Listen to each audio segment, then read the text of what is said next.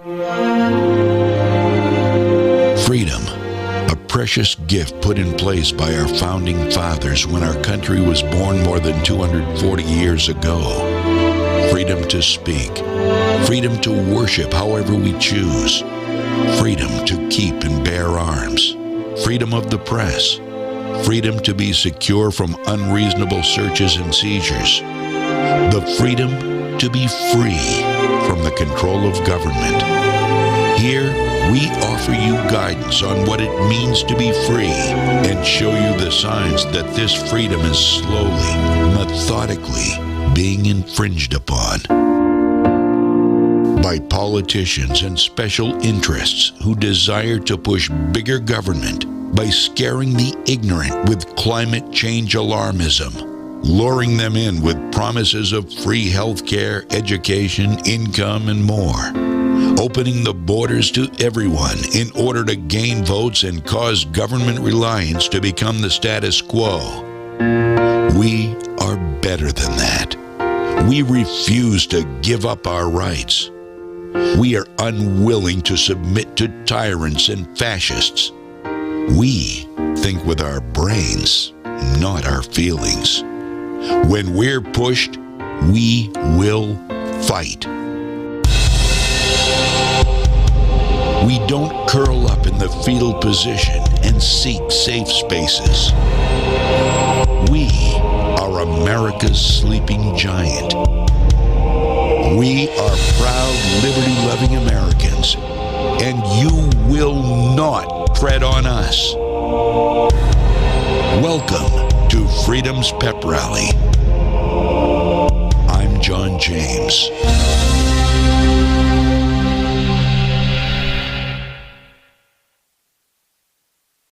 Mortgage and rocket companies. Last year, we saw historically low mortgage interest rates. What you may not know is that interest rates are already starting to increase, and it's likely that trend is only going to continue. Our team of experts is standing by to help you. Hey, ho, hey, ho. Give me there we go. All right. I don't know what I was thinking there. I guess we're on. We're going here. There's a bit of a delay. That's my problem. There's a bit of a delay on the feed. So we're good now. I do believe everything's going to go well. We've got I was literally working right up until almost 9 o'clock. I caught the tail end of Mike's show. I wish I'd have caught more, but it was just so much stuff going on that I want to talk about. We're going to get into climate hot and heavy today. And you're going to want to hear this. So stick around. This camera needs to be adjusted down. It's like my chin has disappeared off the screen if you're watching on video. The radio show is brought to you by, it's streaming 24/7, the audio online at legacy1160.com. Powered by the Harry J. Smith Company on Sanger Avenue in Waterville. The Freedom's Pep Rally is powered by the Gun Shop on Coney Circle in Augusta. And what else do we have? We've got sponsors. Oh, and our video stream, of course, is powered by Moody's Collision Centers with locations throughout Maine. As we get into the show here, and I do a couple of necessary adjustments, nothing major. Let's find out what happened on this day in history.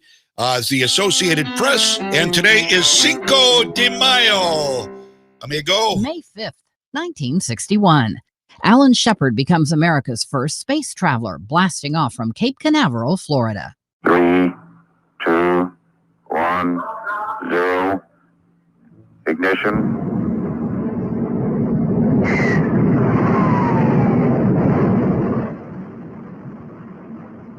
Shepard makes a 15-minute suborbital flight on board his Mercury capsule, dubbed Freedom 7. 1821. France's former ruler, Napoleon Bonaparte, whose armies once swept across Europe, dies in exile on the South Atlantic island of St. Helena. 1818. Karl Marx, the philosopher whose ideas bore fruit in communist regimes worldwide during the 20th century, is born in what's now Germany. 1981, Irish Republican Army member Bobby Sands dies at Northern Ireland's Maze prison during the 66th day of his hunger strike. And 1891.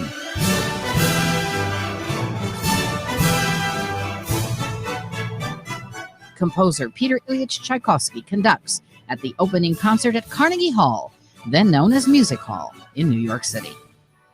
Today in history, May 5th. Camille Bohannon, The Associated Press. All right, welcome back. Freedom's Pep Rally, John James. Yeah. I thought the introduction, I apologize to the radio listeners. I know what I did. I thought the introduction to the show was shorter. It turned out to be the one that ran longer than the news did. And so we came in the middle of that, and it sounded Bush League. It sounded unprofessional. I apologize, but that's, as I call that, when I sound unprofessional on the radio, I call that, in this case, Wednesday. Welcome to the show. And boy, do we have a lot of stuff to get to today. We're gonna get to some heavy stuff on climate change. AOC, and they are going nuts. They are literally going absolutely bonkers over the climate change thing, the climate justice. Now, it turns out that climate justice ties in to social justice. Did you know that? Did you have any idea? So climate justice and social justice are now unequivocally linked, according to the left, because power, because control, and the left is still asleep. They still don't get it. Some are waking up. Some are, thank the good Lord, some are waking up. But many, if not most, are still sound asleep. It's a frightening thing. It's a very frightening thing. So we will get to the whole climate deal coming up. I want to start out. Oh, wait a minute. I'm going to do my David Muir here. Are we ready for a little David Muir? Do we have that David Muir theme? I love it. I get to be David Muir on the radio and on the TV here this morning. Okay. Here we go. Hit it. Do we not have David Muir? I want the music. Breaking as we come on the air this morning. Queen Elizabeth has revealed the cause of death of her late husband, 99-year-old Prince Philip. He was 99 years old. Can you believe it? This was This was a story. It was a headline. I don't remember where I saw it. Queen Elizabeth reveals cause of death of Prince Philip. Old age. I kid you not. Hello? Did we really? Are we really that concerned with the cause of death of a 99-year-old man? I mean, God bless him. He lived a long life. He died. We suspected he wasn't out at a crack party with crack whores. We suspected that wasn't what happened. Old age. Well, that deserves a headline. Yeah, he was out partying with Hunter Biden and Prince Andrew. The guy's a stud muffin, he was. Now he dead.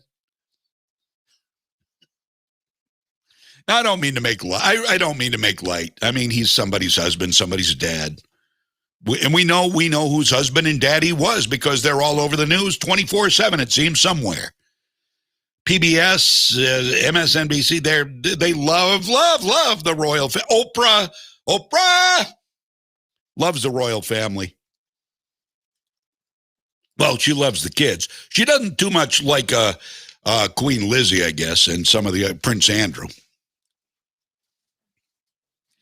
Yeah, he died of old age.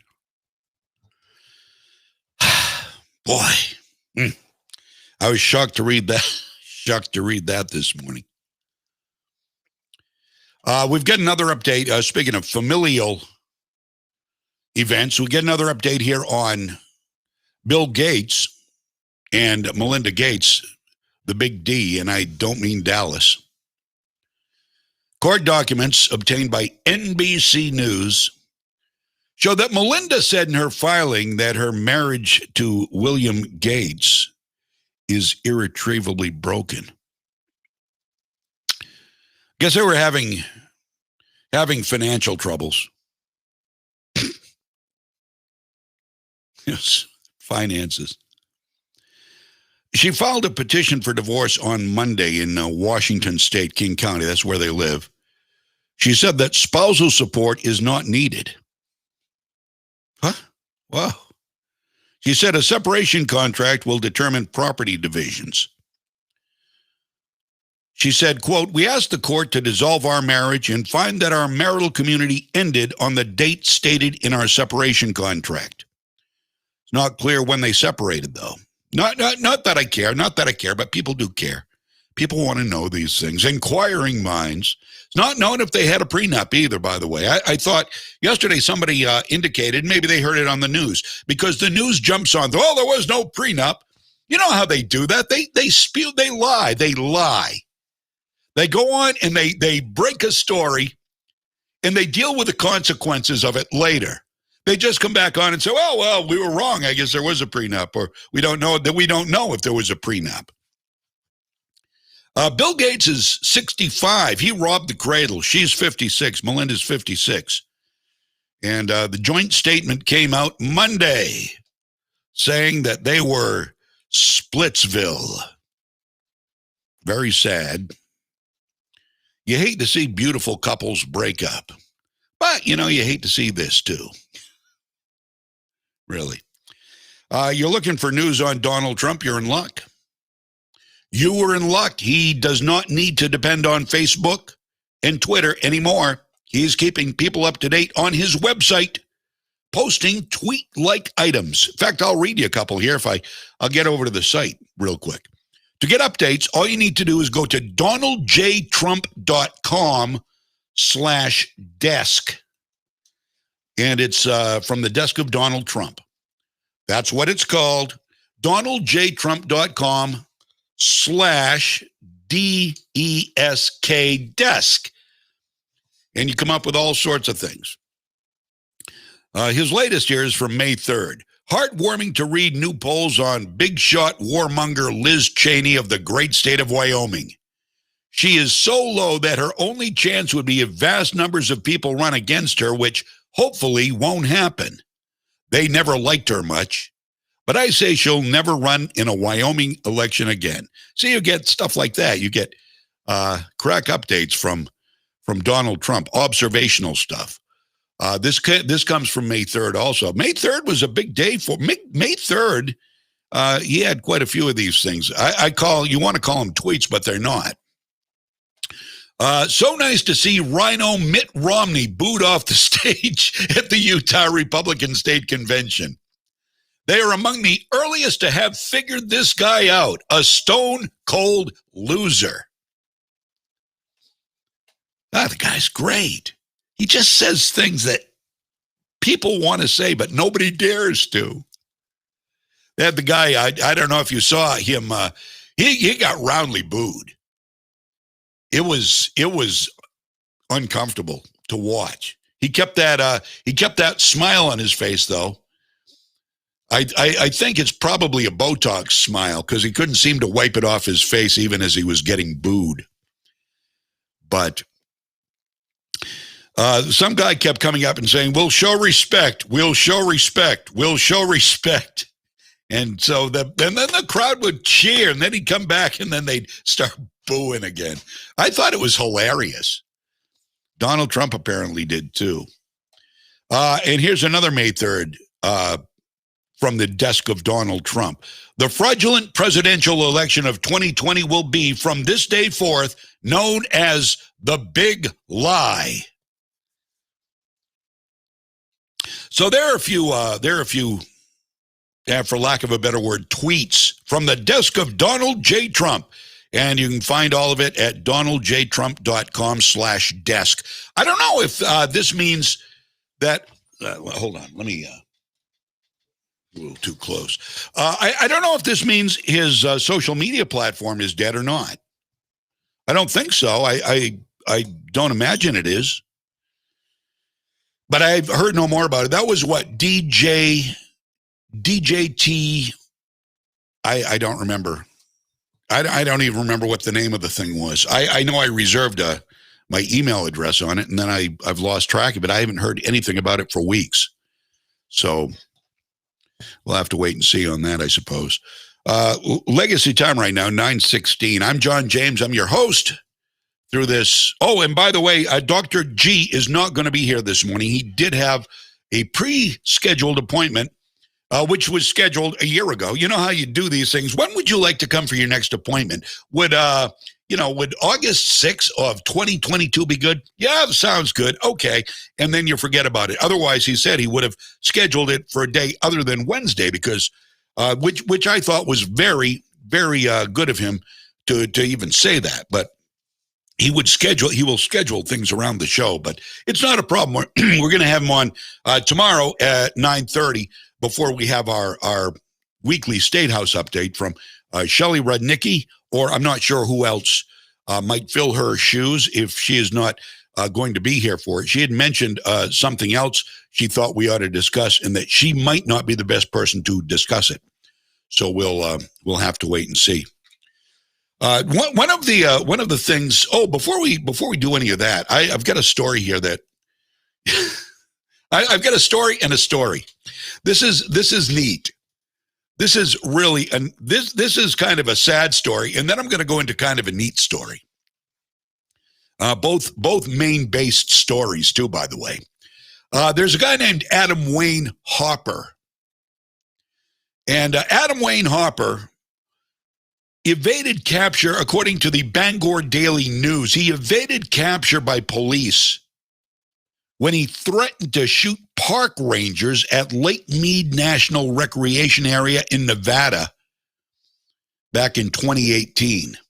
So this is a few years ago.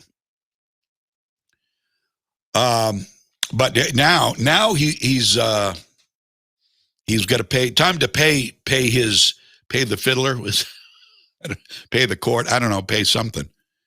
His accent gave him away as the guy who 3 days earlier had led police on a high-speed chase in a car with Maine license plates. His accent. One of the park rangers, her name is Megan Martin, recognized the accent because she, too, is from Maine.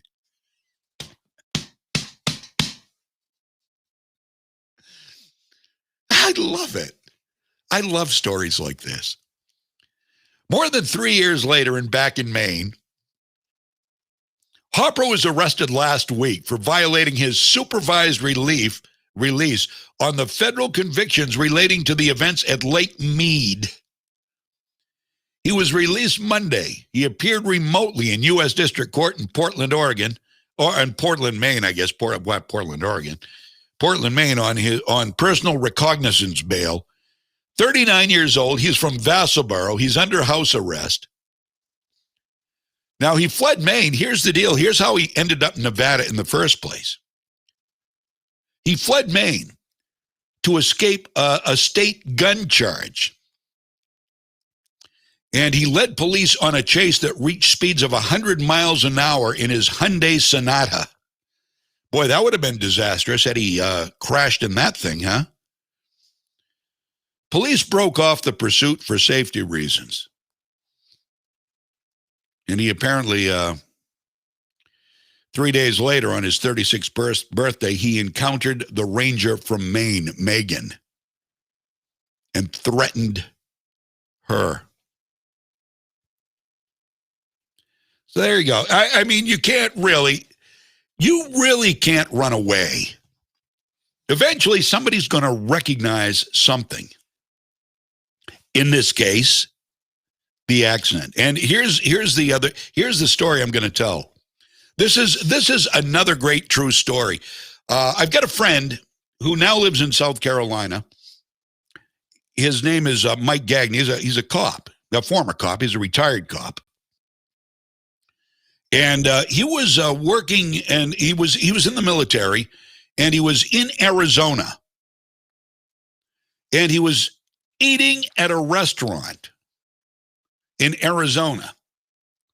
with some, I don't know who he was with. He was eating at a restaurant in Arizona, and he was talking to his friends. And all of a sudden, this guy comes walking across the restaurant, walks up to him, and says, "You're from Maine." And Mike just looked at him, and he said, "Who are you?" And the guy introduced himself, Bill Monroe. Well, Bill Monroe isn't from Maine. He's from Arizona. But he went to school in Maine. He went to Hebron Academy, and he has a place up in Dallas Plantation, or had a place in Dallas Plantation up by Rangeley. He said, I know the accent. He says, I know the accent. But he'd seen the Maine plate in the parking lot. Well, long story short, Mike and Bill Monroe became fast friends, and they were as close as brothers for the rest of Bill's life. In fact, Mike took me up to his camp, and we spent some weekends with Bill Monroe before he passed. Bill was an amazing guy. He was kind of eccentric. He flew model airplanes. He flew real planes. He and Mike actually built an airplane, a real airplane, and they flew it around. And it was all because of Mike being in that restaurant and having that Maine accent, and he made a friend for life. And he was devastated when Bill died. In fact, Bill Monroe's thing, if anybody knows who Bill Monroe was, he wrote for the Rangeley Irregular quite a bit. He wrote columns for the Rangeley Irregular and some other things. He was a very gifted man in many ways. And he and Mike both loved Jack Daniels. Mike still does. And so I remember after Bill died, we went out. Mike had not been to his main grave. He was cremated, and I'm not sure where his ashes. They were scattered somewhere. But he's got a gravestone in the Rangeley Cemetery. It's one of those ones it's level with the grass, so it's like a flat stone. So we went in there, and we found it. We found Bill Monroe's gravestone, and I could see Mike was getting very, very somber. So we poured a couple of shots of Jack Daniels, and we toasted over Bill, and Mike dumped a little bit on Bill's gravestone, and it was it's just a memory between friends. Then we went down to Sarge's Pub and Grub and had some more Jack Daniels, I suppose, but I don't know that. I'm just assuming that's probably, or down to the Moose Alley. I'm not sure which. Anyway, there's my little story. I thought you'd maybe enjoy that. That's just one of those anecdotal things that came to mind when I saw this Yahoo from Vassalboro got busted because of his Maine accent in Nevada. So that's that. What else? Oh, Shenna Bellows now is the Secretary of State, former representative from Manchester. She is, I guess, obscene license plates. She's trying to get rid of obscene license plates. I kind of get that. I'm all for free speech. But the reason she says she's doing it is because kids. I don't know. How do you feel about that? Am I wrong? I'm going to put the comments up on the screen. Thank you very much, Chuck. That's very nice of you to say. I wish that's a nice call. Put that up. Unfortunately, that wouldn't go up once I share the captions, because it only shares what comes up from this time going forward. So there it is. That covers up my whole face. Maybe that's good. That's better. There's a link there. I'm not sure what that goes to, but this is United Arms. Oh, okay. United Arms Organization, New Mexico. Very important to us. If there is some way to share this information, shared right there on the screen. That is from New Mexico, our buddy there, Chuck Christie, right there on the screen if you're watching the video.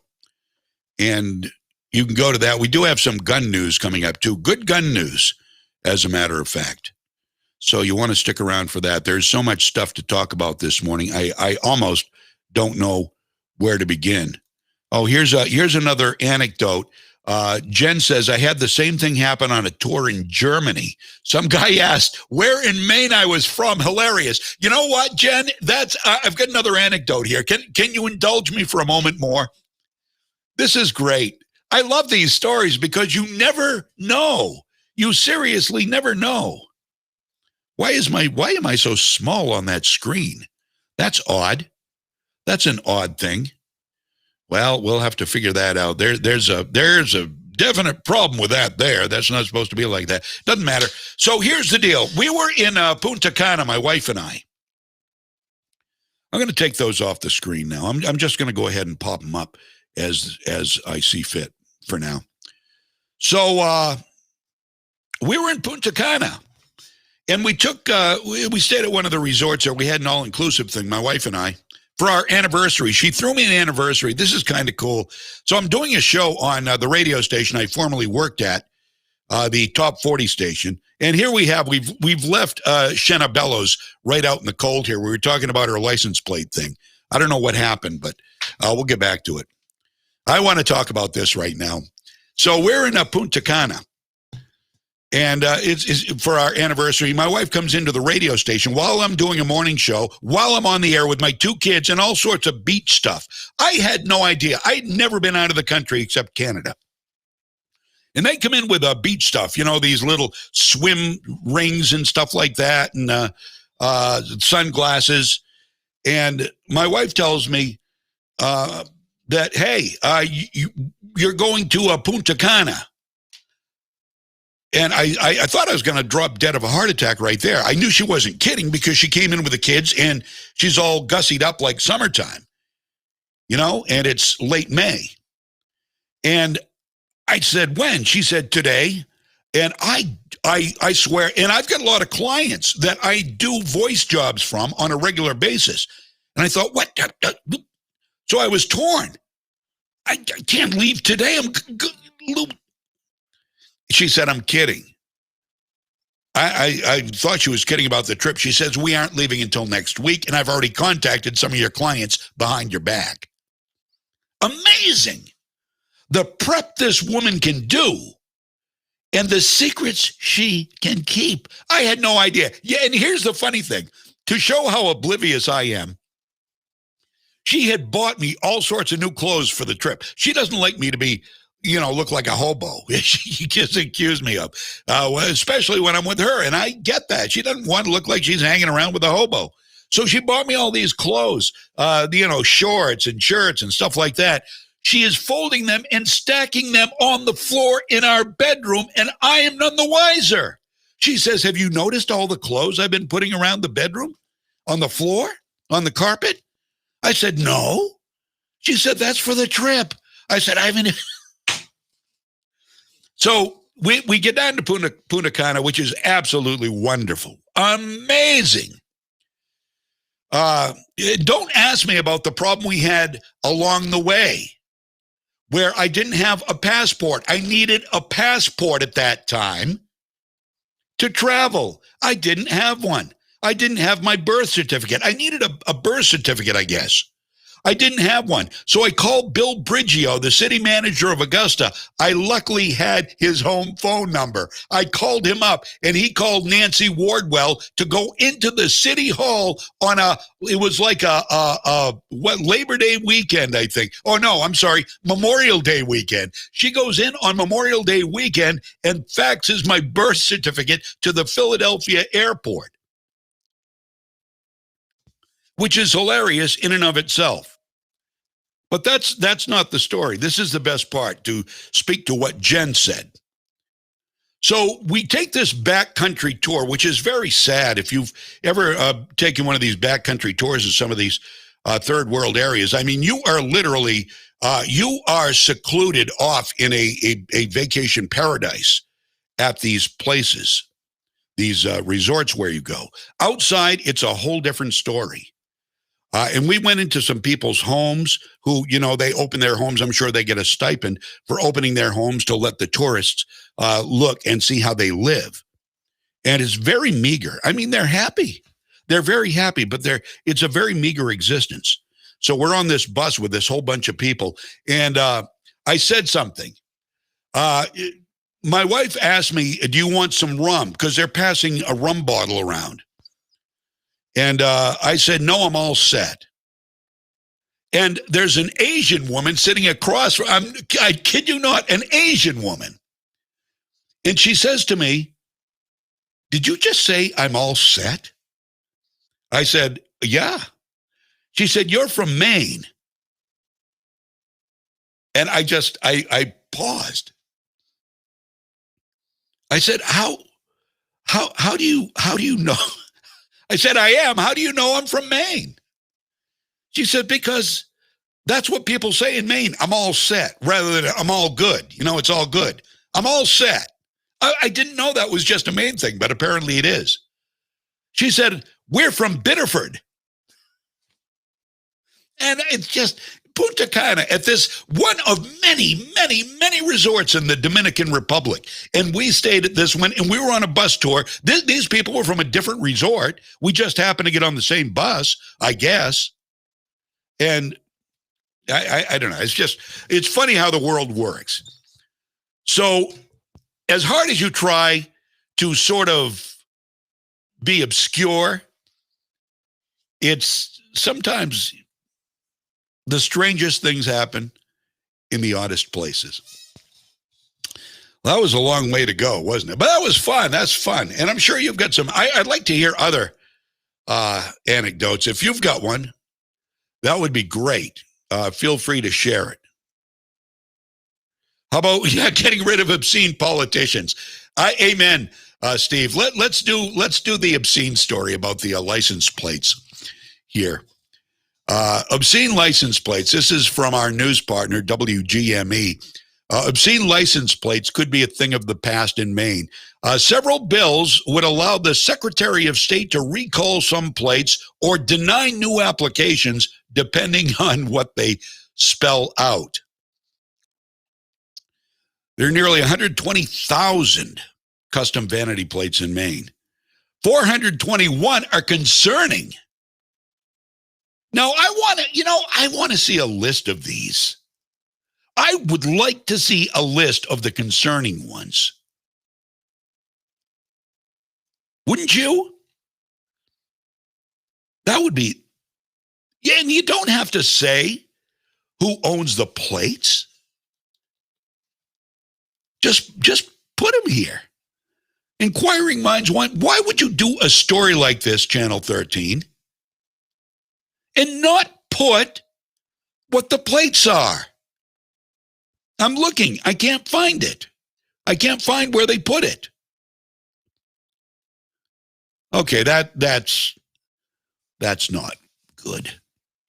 Anyway, there's a picture of one at the WGME website here. Get F, and then there's duct tape over the rest of it. Yeah, okay, that's a little obscene.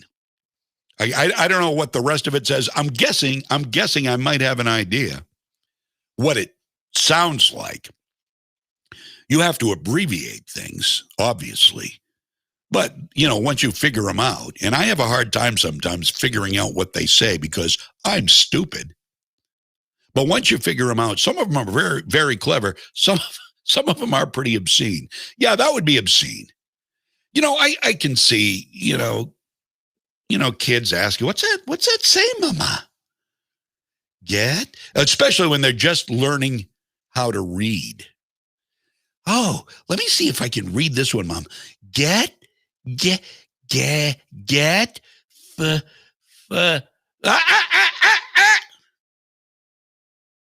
All right, so I guess I'm okay with that. I'm not a big Shenna Bellows fan. I'll tell you that right now. Not at all.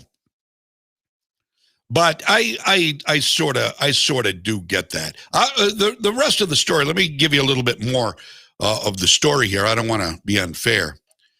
Traditionally, Maine Secretary of State has decided what could and couldn't be on license plates, but in 2015, the legislature narrowed that authority to messages that encourage or could result in violence or other unlawful activities.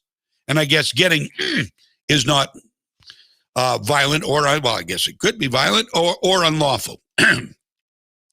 One of the bills would expand her authority to recall or not issue plates with vulgar messages, racial or ethnic slurs, sexual references, and drug use. Some Mainers think some plates should be pulled. If they're really obscene, they probably should, said Donna Ray Crowell, who has a vanity plate. She said, I know a lot of times kids are reading plates and you don't want them to say bad things. There you go. That speaks to exactly what I was saying. So I get it. And they do, I'm not going to lie to you, they make me laugh. If they're obscene, especially, and they're sort of just under the radar. So really stupid people, people even stupider than me aren't going to get them, but I get it. Or people who are pure as the driven snow and don't think anybody would display anything vulgar on their license plates won't get it. They would never think they'd do that.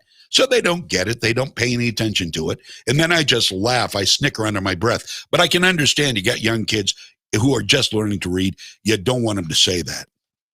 Some of these things. So anyway, is it an infringement on free speech? I don't know. There's a case to be made for that. There is a case to be made for that. So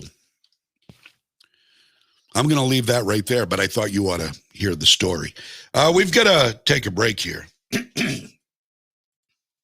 I think I need a Sucrets or something. Your legacy time is 9:38. I'm John James. This is your pep rally for freedom.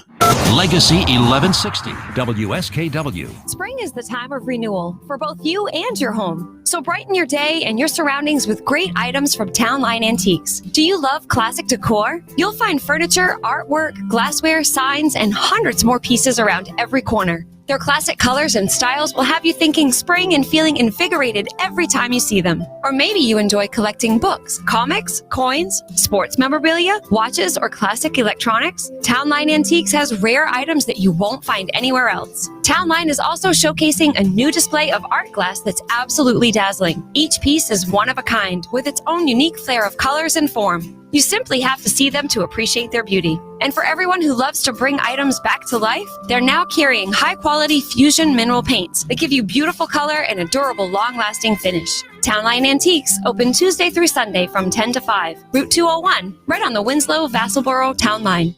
What's important here at Moody's is we have a lot of opportunity for upward mobility. Moody's definitely helped me through. They sent me to school. I got my degree in business. I had the demeanor and I had the willpower and the want. Our trade is constantly changing and there's always new challenges that arise. I definitely feel like an owner. It's very exciting. When you like what you do, you like your job, you like the people you work with, what else could you ask for?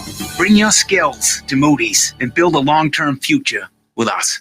It's a new year. Aren't you tired of walking over the same beaten up old flooring? It's time you installed a new floor that offers premium durability by contacting HT Winters about their line of Tarkett Pro Gen tile and wood flooring. Tarkett is designed to stand strong in all seasons against water, dirt, and sunlight. The best way to improve your home this winter is to install Tarkett Pro Gen tile and wood flooring. HT Winters, 43 Bay Street in Winslow, and online at htwintersflooring.com.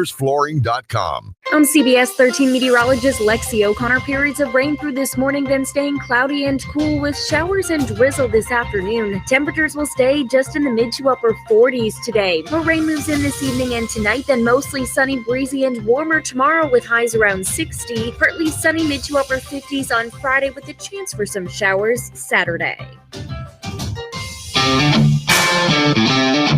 Oh, welcome back. Freedom's Pep Rally, powered by the Gun Shop on Coney Circle in Augusta. I'm your buddy John James. I tried to adjust the camera there, and I think I did okay. So I can put the banner up at the bottom. The only problem, though, it cuts off. I've got Jana there. Jana Reeves is in the background with the white Brownells shirt on. If you can see them, they're lovely gun ladies. And Tiffany is in the back there, and her head's half cut off. So I try to accommodate all my posters, and I want everything to be visually pleasing. And sometimes I fail. We've got right now we got a 941 here on Legacy 1160 WSKW. So let's talk about Liz Cheney and her leadership days being numbered. And it kind of looks like they are now, as a matter of fact. According to a new report from congressional Republicans, Liz Cheney of Wyoming may be at the end of her leadership role. Now, according to the report, Republicans in the U.S. House of Representatives are expected to remove Liz Cheney from their party leadership for denouncing former President Donald Trump's false claim the election was stolen from him. Comes from two Republican congressional sources. One of the sources say they could vote as early as May 12th, which is their next scheduled meeting after a 2-week break. Must be nice to have vacation all the time. One of the sources said the number 3 House Republican and the 54-year-old, she is. Okay, she is the number 3 House Republican. I did not know that. Actually, number 1 House Republican, I think, is Kevin McCarthy. She is number 3. Liz Cheney is number 3. 54-year-old daughter of former Vice President Dick.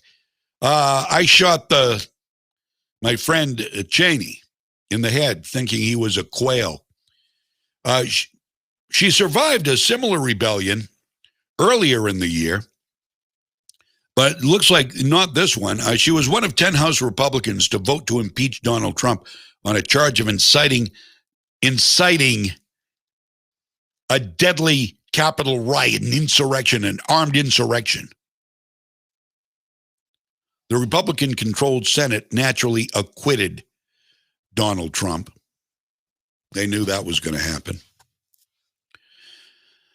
There's no concern how she voted on impeachment, Kevin McCarthy told Fox News. It's more concern about the job ability and what's our best step forward that we can all work together instead of attacking one another. And prior to the interview, McCarthy was caught on microphone saying he had lost confidence in Cheney, according to Axios. In fact, it released an audio of the recording. Now, McCarthy did an interview with Steve Ducey on Fox News, and afterwards, he admitted that he himself has lost confidence in Liz Cheney, not knowing he was on mic. Here it is, if you can hear this. I've cranked it up a little bit so you can hear it. I think she's got real problems. I've had it with her. It's, I've lost confidence. Well, someone just has to bring emotion, but I assume that will probably take place. All right, somebody has to bring emotion. I've lost confidence in her. That's Kevin McCarthy. Kevin McCarthy is coming under fire too. And you know why? Let me give you the Cliff Notes version. Frank Luntz is a guy you may or may not have heard of. Frank Luntz is a strategist for Republicans. Listen to him. Congressional Republicans listen to Frank Luntz. He is like the guy, the strategist guy. Frank Luntz is also, he lobbies for leftist, for Google, Coca-Cola. So he's the way I understand it, he's playing both sides. So the Republicans listen to Frank Luntz, who seems to be a bit of a pant load. And so they listen to Frank Luntz on the one hand, while he's out lobbying for progressive, liberal, woke corporations on the other hand. And he's living in the lap of luxury, like a $5,000 a month condominium in Washington, D.C. Well, it turns out, I guess, that as Tucker Carlson reported the other night, Kevin McCarthy, the Republican from California, House Minority Leader, is roommates with Frank Luntz. And it's paying $5,000 a month for a condominium, we assume. So there's the Cliff Notes version. If you want to know more, you can look it up. But things aren't looking. And I've got to tell you, I'll be honest with you. I like Kevin McCarthy. I think Kevin McCarthy was very good for Donald Trump during the investigations and during the, when he had to speak on behalf of the president. I thought he was very good. Are there some skeletons? Well, there may be. I don't know. I don't know if we'll find anything more out. I assume Fox News is going to be on top of this. But, you want to know all this stuff. Before you embrace somebody wholly, I try not to embrace anybody wholly because nobody's perfect, right? And you always find out things that the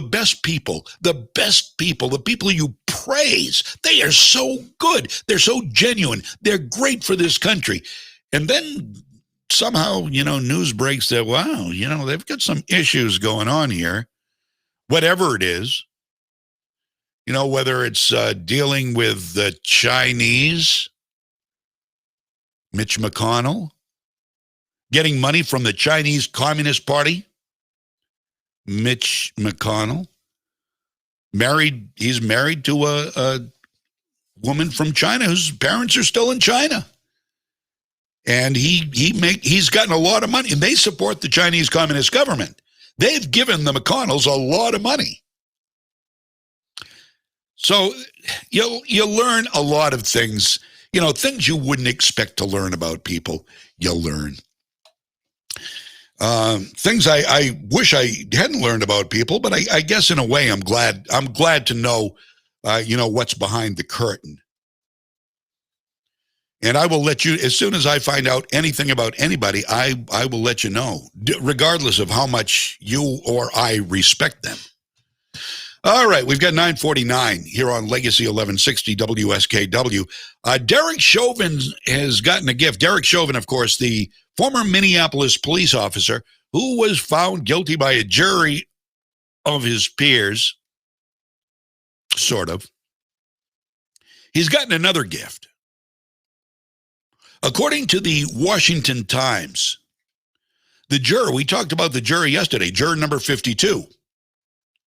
This juror in the trial may have jeopardized the guilty verdict by attending a rally last year wearing a Get Your Knees Off Our Necks BLM t-shirt.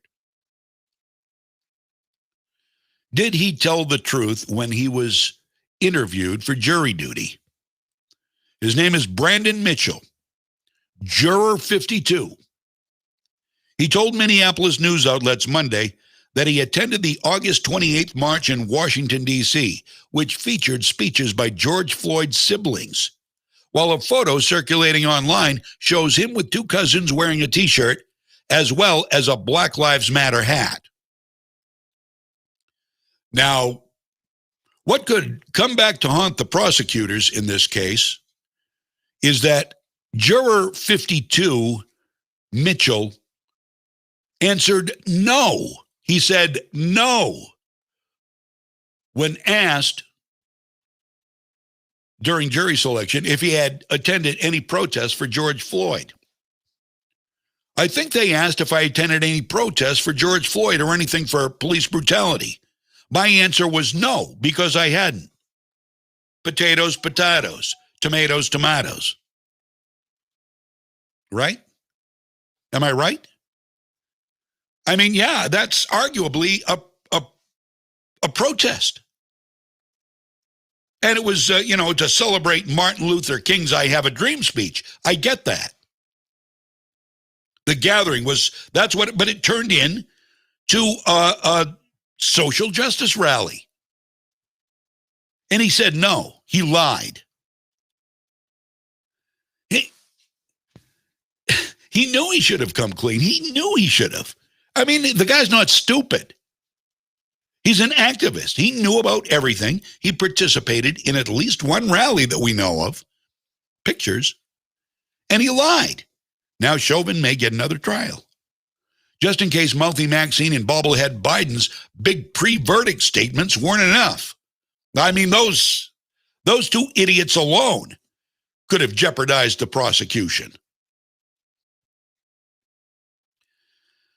Now, in a related story, according to the Media Research Center, Brent Bozell's outlet, almost 2 weeks after Newsbusters caught NBC Nightly News deceptively editing 911 audio from a police shooting. You remember the one where the 16-year-old girl was shot while trying to stab somebody else? You remember what NBC edited out of the 911 call? She's stabbing someone, or there's something about stabbing somebody. They edited that out because that would have made the police officer look like what he did in shooting her was justified. They cover up for the perpetrators, not the police. NBC. So there was that last week. They covered that up. They edited it out. Well, they did it again on Tuesday. That evening, anchor Lester Fairness is Overrated Holt failed to share a breaking development that could possibly throw the murder and manslaughter verdicts against former Minneapolis police officer Derek Chauvin into question. In reporting on the request for a retrial, Holt refused to note the possibility of juror misconduct. So the left, the lemmings, the sheep, don't even know. They probably don't even know there was a juror busted who knew about everything going on and participated in at least one rally. The left is probably, la, la, la, kumbaya, my lord. Everything's beautiful. The world's a beautiful place. Joe Biden is great. La, la, la, la, la. Your leftist lemmings, when they're not raging, they're singing softly to themselves. They're happy until they get their daily rage fuel. Then they get on social media and let it go. You know who I'm talking about, don't you? 9:54 here on Legacy 1160 WSKW. Coming up, Chicago, wow. Is there a story that is going to, it's just a sign of Chicago? We'll give you the story. I'm going to let you hear a report about the weekend, the previous weekend here too. This is the beautiful city of Chicago. You know, Lori Lightfoot's Chicago, where illegal aliens are welcome. Come on in, rape our 4-year-old girls, kill our people, shoot children. Just don't let ICE touch you. We don't allow ICE in this city. We don't allow federal agents at all to police anything that has to do with migrants. Lori Lightfoot. Lori, I need a haircut, Lightfoot, even though nobody else can get one. I need one because I'm pretty and I'm in the public eye. Lori Lightfoot, Chicago, is going to hell, and we'll have more. I'm John James. This is Freedom's Pep Rally. Stick around. I'll be right back. Legacy 1160 WSKW.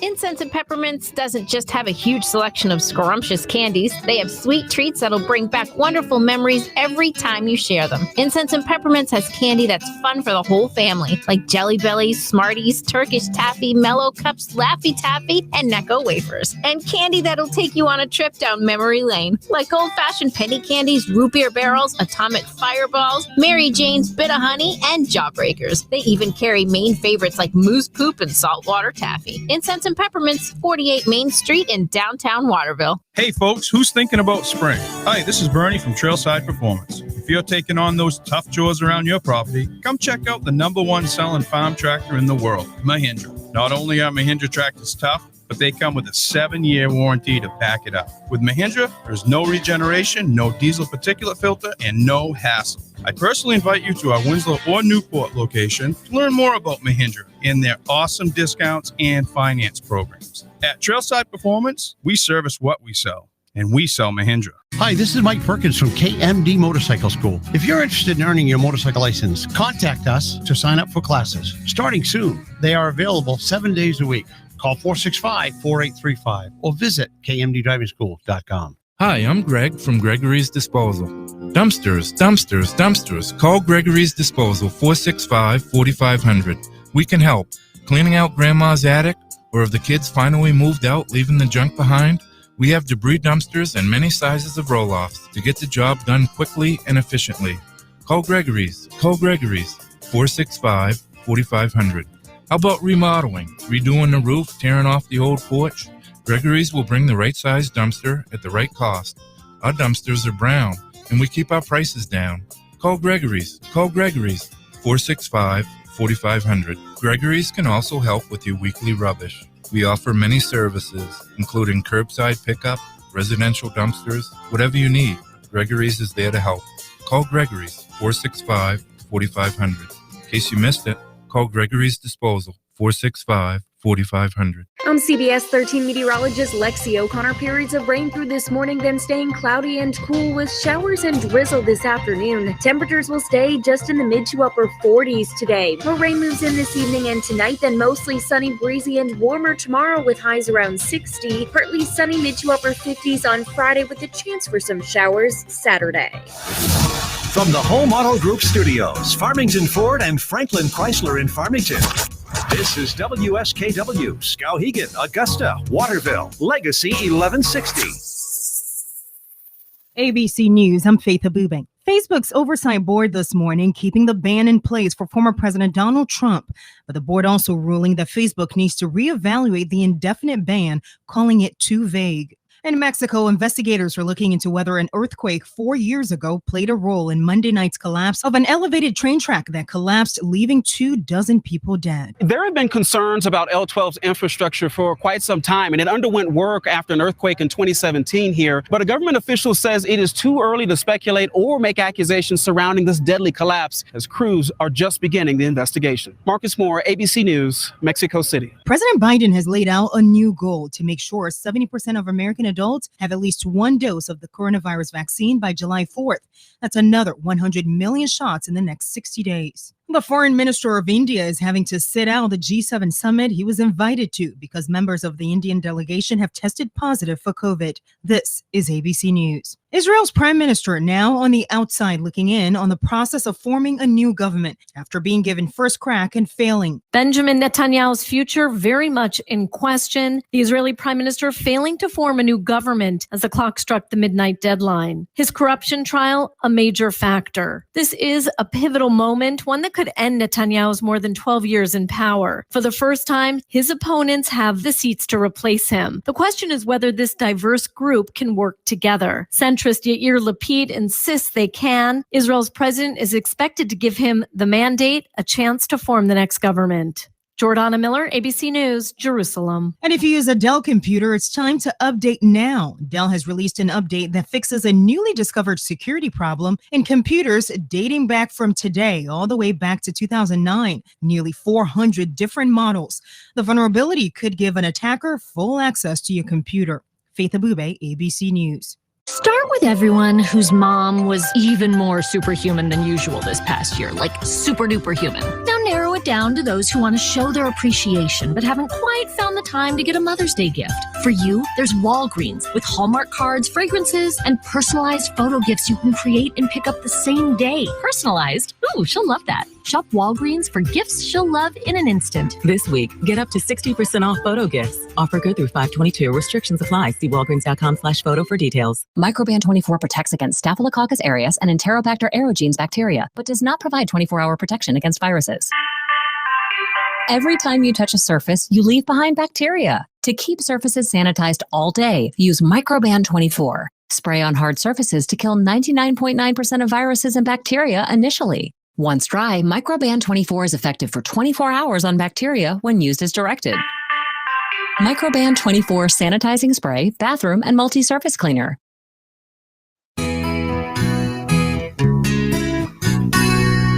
Happy Cinco de Mayo. Let's sing, shall we? Corona beer and eating Mexican food, mixing fruit in a margarita, burritos filled with meat and salsa and beans. Oh, Mexico, I eat and drink on Cinco de Mayo. Took off my hat, put on a sombrero. I've done it. Just to eat Taco Bell. Drinking tequila with a slice of lime. Then let's hit a piñata, let the candy fly. Some Corona. Order guacamole with chips on the side. Oh, I love Mexico. I'm English and German and our food kind of blows. Oh, Mexico. They invented nachos. Oh, Mexico. I'm hanging with friends, pounding Jose Cuervo. Oh, Mexico. Our neighbors right to the south. Pretend I'm from Mexico. Really love the food that's from Mexico. Oh, Mexico. Eat tacos, burritos. Oh, Mexico. Don Julio, Modelo. Oh, Mexico. Mexico. Mexico. Cinco de Mayo. There you go. Okay. So how about that little levity? Cinco de Mayo. Why not? Why not? Time right now is 10:04 on Legacy 1160, WSKW Maine's Heritage Station. And got some good news here for babies in North Carolina. Think you're going to like this. North Carolina lawmakers yesterday advanced a bill making it illegal. Oh, I know the pro-choice people are going to go nuts. Their heads are going to explode. Too bad. Too bad. If you're pro-choice, I don't mean to be mean here, but it's going to sound mean, and take it any way you want to. If you are pro-choice, then you believe it's okay to murder people. You endorse legal murder. I can't be any more straight than that. In North Carolina, though, they've advanced a bill to make it illegal for physicians to perform abortions because of the fetus race or a prenatal diagnosis of Down syndrome. Listen to this. A physician would be subject to monetary damages if he or she performed an abortion despite being aware that the pregnant woman's decision to get the procedure was influenced by either of those two concerns, race or Down syndrome. A handful of states have passed similar laws regarding Down syndrome diagnoses, and they've been caught up in legal battles ever since their passage. Because going full term with a baby is just, it's a matter of convenience for mom. Who should have thought about it before the baby was conceived, but I digress. Last month, federal appeals court narrowly ruled to reverse two earlier decisions blocking enforcement of a 2017 Ohio law. Federal appeals court ruled in November that Tennessee could begin outlawing abortions because of a prenatal diagnosis of Down syndrome. So in Tennessee, if you're seeking an abortion because your fetus has Down syndrome, you're out of luck. But, could lie. If you're going to kill, why wouldn't you lie, right? Just don't tell the doctor that's why you're getting the abortion. So this is probably more optics than anything, but I like the optics. I don't know if it'll help much, but if it saves one baby, it's helped, right? Just one. That mistakenly telling a doctor that in Tennessee or hopefully in North Carolina that you're aborting your baby because the baby has Down syndrome and you don't want to deal with it. And the doctor says, no can do. Law says I can't do it if that's your reason for having an abortion. And you've told me that, so I can't do it and won't do it. So that might give the mother time to think, maybe there's a reason. Maybe there's a reason that I wasn't allowed to have this abortion. Maybe I should go through with a pregnancy. Maybe this is meant to be. Well, if it's alive, it's meant to be. Deal with it. The time to avoid it is before you become pregnant, right? So that's the good news from North Carolina, and I did not know that about Tennessee until this story. So that is indeed good news. Now to Chicago. This is if you're squeamish, boy oh boy, it shows you how brutal people can be, how sick, how twisted people can be. This guy named Elijah Rule Hill Prince. That's his name, Elijah Rule Hill Prince. He's a 28-year-old guy in Chicago. He attacked a man, and then he turned on the man's wife when she came to her husband's aid this past weekend, this Saturday. What was the victim doing? What was this guy doing that caused this violent outburst from Elijah Rule Hill Prince? He was using a shovel to clean behind his mother-in-law's home. So Prince, the entitled one, asked him to buy something, and he refused. The guy's cleaning out behind his mother-in-law's place. Just go. No, I'm not going to buy anything. Go. But when the guy refused to buy something for Prince attacked him with the guy's own shovel. He grabbed the shovel and started beating the guy. It gets worse. Prince not only beat the guy with a shovel, he punched the man, gouged his eyes with his fingers, bit at his ears, got him in a chokehold, and spit into his mouth.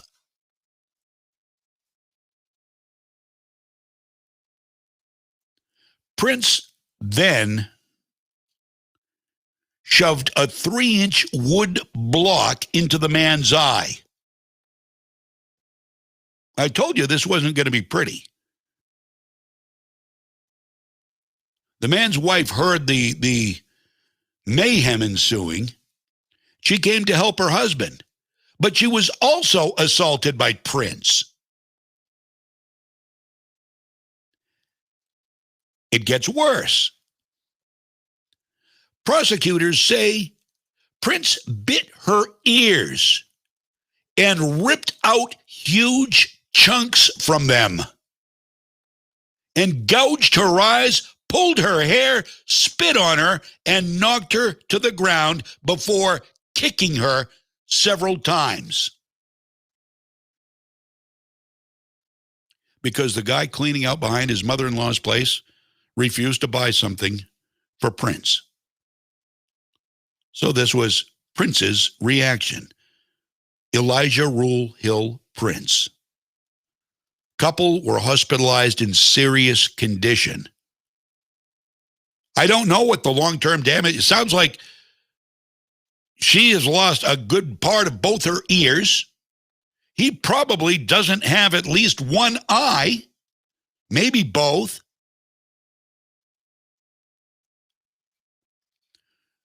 Judge John F. Lake Jr. ordered Prince to be held on $5 million bail. He also received a psychiatric evaluation at the hospital.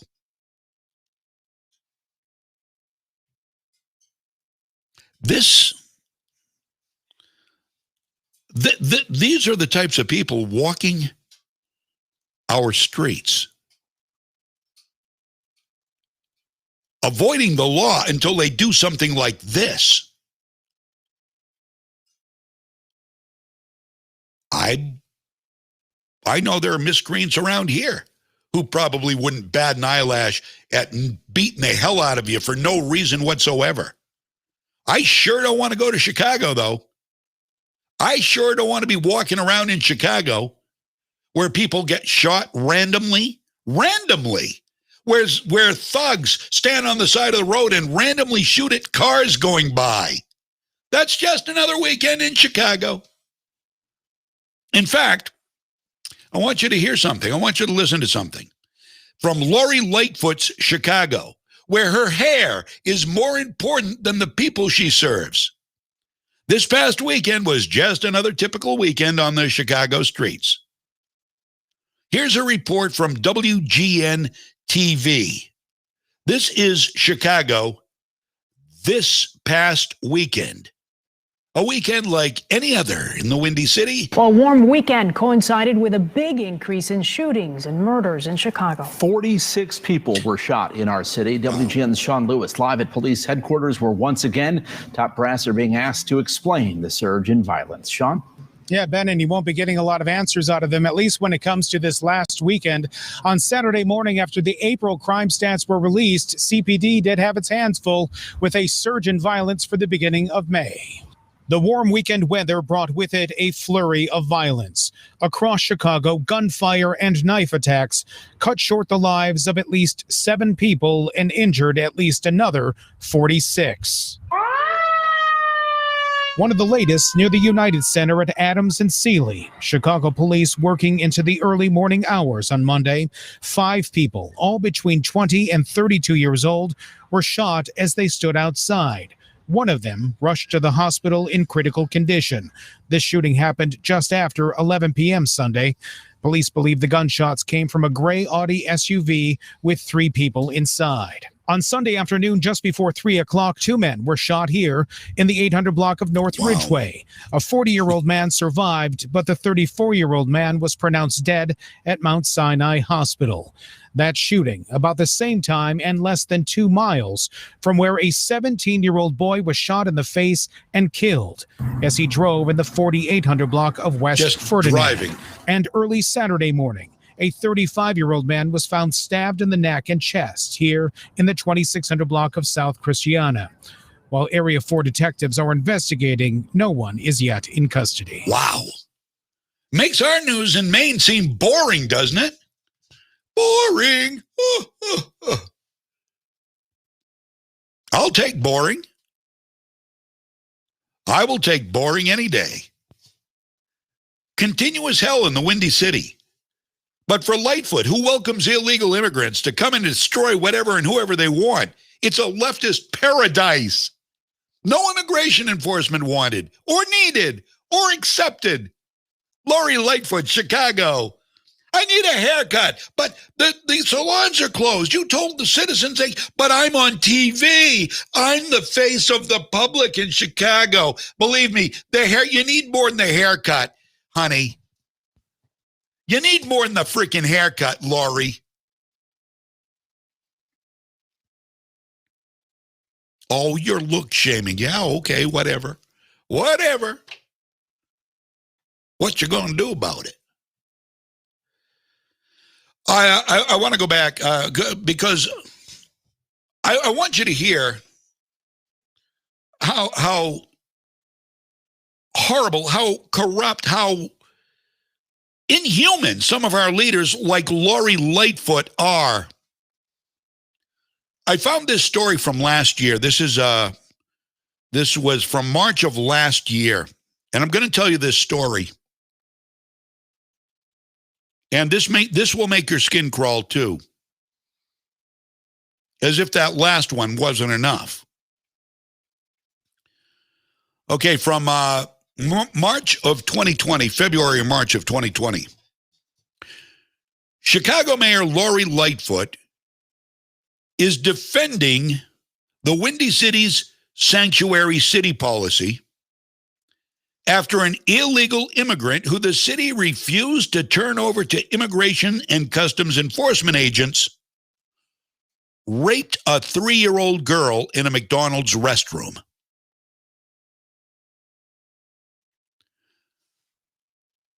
Okay, you're sick, aren't you? You're already sick. I'm not done. I'm not done. You need to hear this. You need to hear what the left does.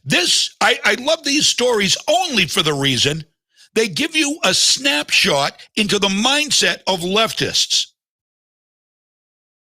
This is how the progressive mind works. This is the kind of thing the progressive mind justifies and thinks is okay. You need to hear things like this. Because Lori Lightfoot is just a symptom of the problem. So according to WLS-TV, Christopher Puente, 34 years old, last year, being held in Chicago police custody, stemming from a 2019 arrest for theft. Okay. So there he is. In 2019, he's arrested for theft. He's detained by the police for theft. He's here illegally. ICE said they expected Chicago police to hold Puente until he could be transferred into ICE custody and then deported. However, here's the leftist brain. Here's how they think. See if you can make any sense of it. I've tried and tried. I can't. Chicago police did not hold Puente, and he subsequently was released into the general public. Then, last month, so this would have been last February in 2020, Puente allegedly lured a 3-year-old girl inside his restroom stall in a Chicago McDonald's and raped her, leading to her hospitalization. According to WLS, here's the story. According to prosecutors, Puente motioned for the girl to enter his stall, and when she did so, the defendant closed the stall and locked it. Puente said that he had the victim by the back of the head, covered her mouth, and told her, shh. Prosecutors said the girl's father heard his daughter's cries and desperately tried to open the locked stall. Here's the visual you're not going to want to hear, but you need to hear it. Leftist mind. The father could see her feet dangling off the ground, so he grabbed her legs and pulled her out from under the stall. He ran out of the bathroom with her, leaving Puente inside the bathroom. After his arrest, Puente admitted to the crime. He said, "What happened with that little girl was wrong and a very bad thing." He said this to Assistant State Attorney James Murphy, according to WLS. Despite this crime, which hospitalized a 3-year-old girl, despite the crime, Lightfoot lashed out at ICE and claimed the crime occurred because immigration authorities are not properly doing their jobs. What? She didn't want the police to release him to ICE when they had him in 2019. Now, of course, it's always the blame game with the left. It's never their fault. Never their fault. And they lie. They cover it up. They lie. It doesn't matter what you see. Don't believe what you see. Believe what I tell you, and the left does. It's stupidity on steroids. Let's talk about something on steroids, Joe. Kamala. No, it's not Jim Crow on steroids. It's stupidity on steroids, and it's your party that corners the market on it.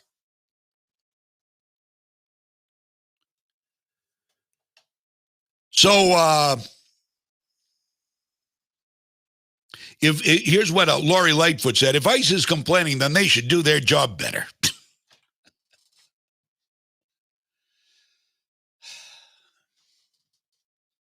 This woman ought to be tied and quartered. That sound violent? Good.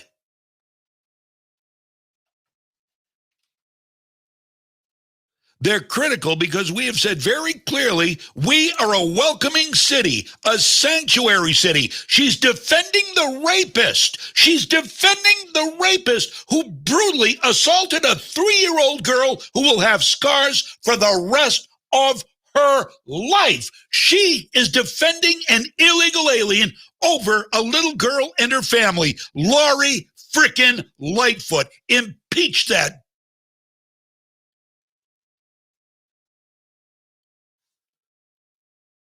Chicago Police Department will not cooperate with ICE or any other immigration-related business, she said.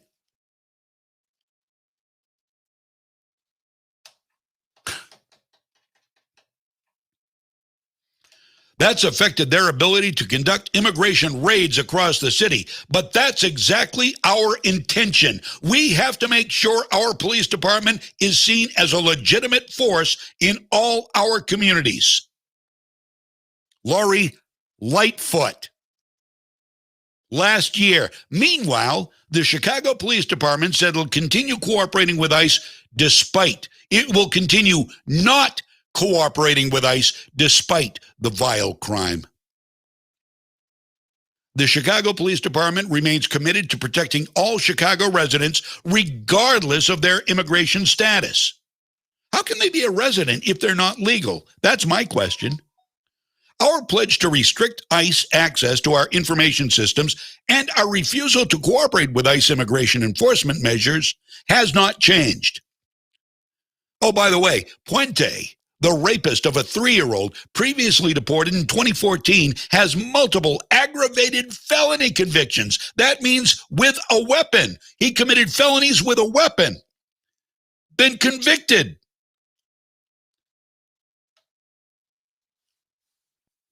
Came back. Oh, we'll take him. No, ICE.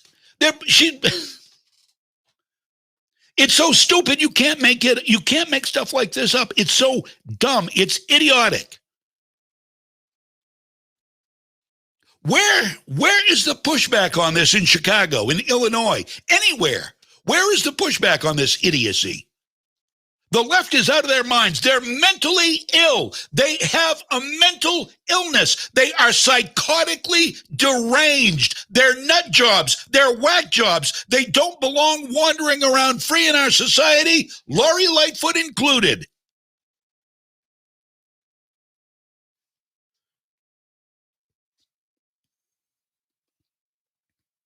That's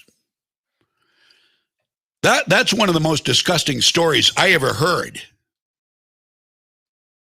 And the short, little, diminutive mayor of Chicago, the all-powerful, omnipotent Laurie, I'm better than you, Lightfoot, supports the rapist of a 3-year-old little girl in a bathroom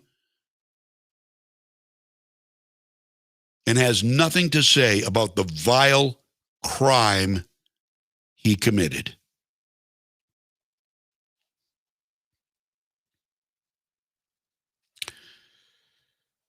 $10.26. Let's start in on climate change. I've been wanting to get to this for a while. A lot of stuff here. And, I tell you what, let's do that next hour. I've got a lot of stuff. I've got a lot on a lot, frankly. But let's get to these Joe Biden immigration, because we're talking about illegal immigration and how it applies to Chicago and other parts of the country, by the way. Sanctuary this, sanctuary that. Yeah, what the hell? We don't care if they break the law. You break the law, you go a mile an hour over the speed limit. Damn it, you're gonna get fined and put in jail. And no, I'm not stroking out. It would improve my ratings if that. By the way, I'm wearing my Red Robin hat. I've got a meeting at Red Robin today. I want to impress the staff there. Maybe they'll give me a free milkshake or something. I think it would help the ratings. Yeah, see? Now you agree. So yesterday, House Republican leader Kevin McCarthy tweeted, and he's right. He's right. I've been saying this for a long time. The far left controls President Biden. That's why he's quadrupling the refugee cap this year. No, you didn't mishear. He's quadrupling the refugee cap. He desperately wants to change the subject from his disastrous immigration policies, which created a humanitarian, public health, and national security crisis on our border, McCarthy said. See, this is why I like Kevin McCarthy. Might be reasons not to like him, but there are a lot of reasons to like him, too. Now, Joe Biden has increased the limit of refugee admissions to 62,500 this fiscal year, following pressure from the likes of Alexandria Ocasio-Cortez, who said, well, we can push Joe to the left. Don't worry. If he becomes president, he'll be a pushover. We'll push him to the left. And boom, she was right. And we knew she would be.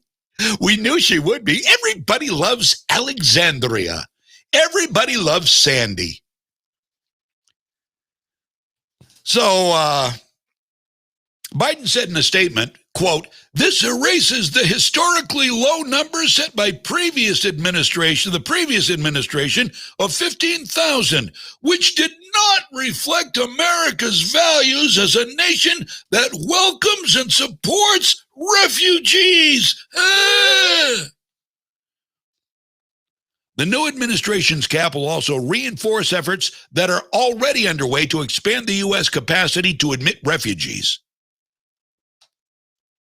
So, according to Biden, we can reach a goal of 125,000 refugee admissions that he intends to set for the coming fiscal year. So we're going to go from what was quadrupled, and now we're going to double what it was quadrupled to for the next year. Last month, Ocasio-Cortez declared victory. She's the president, Ocasio-Cortez is the president. The bartender from the Bronx. Hallelujah. We've got somebody with brains in the Oval Office, basically by proxy, I guess. Last month, Ocasio-Cortez declared victory after the White House declared Biden would lift Trump-era refugee caps after he faced a lot of blowback from the progressive left, who we know from Lori Lightfoot, we know are mentally ill. They are incapable of rational thought.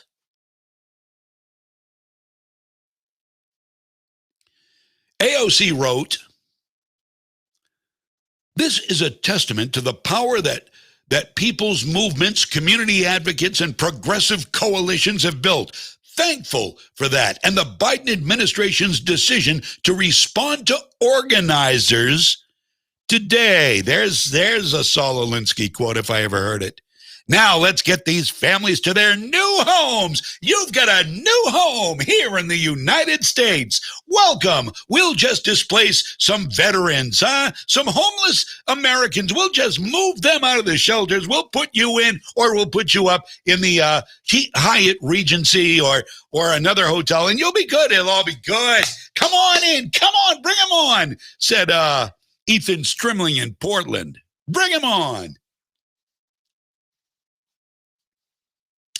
AOC had previously responded to a New York Times report that the Biden administration will keep its cap on refugee admissions at the low level set by Trump and his White House, walking back an earlier pledge.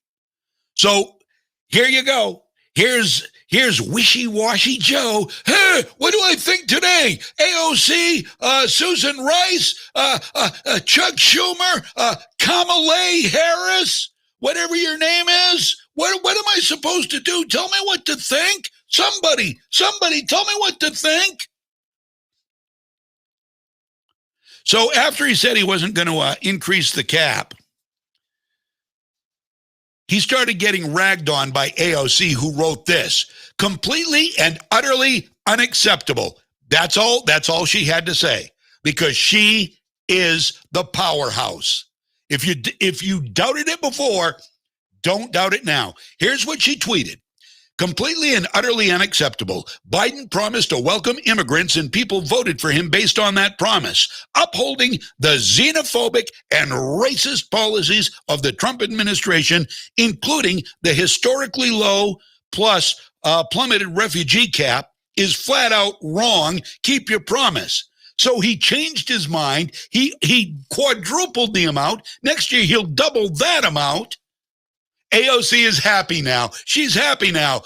If AOC's happy, Joe's happy.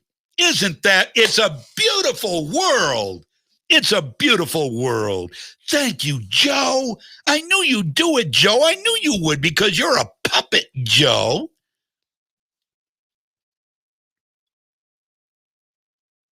What a dimwit. Both of them belong in an institution. Not to give institutions a bad name, but these people belong behind a reinforced window, looking at the outside from inside.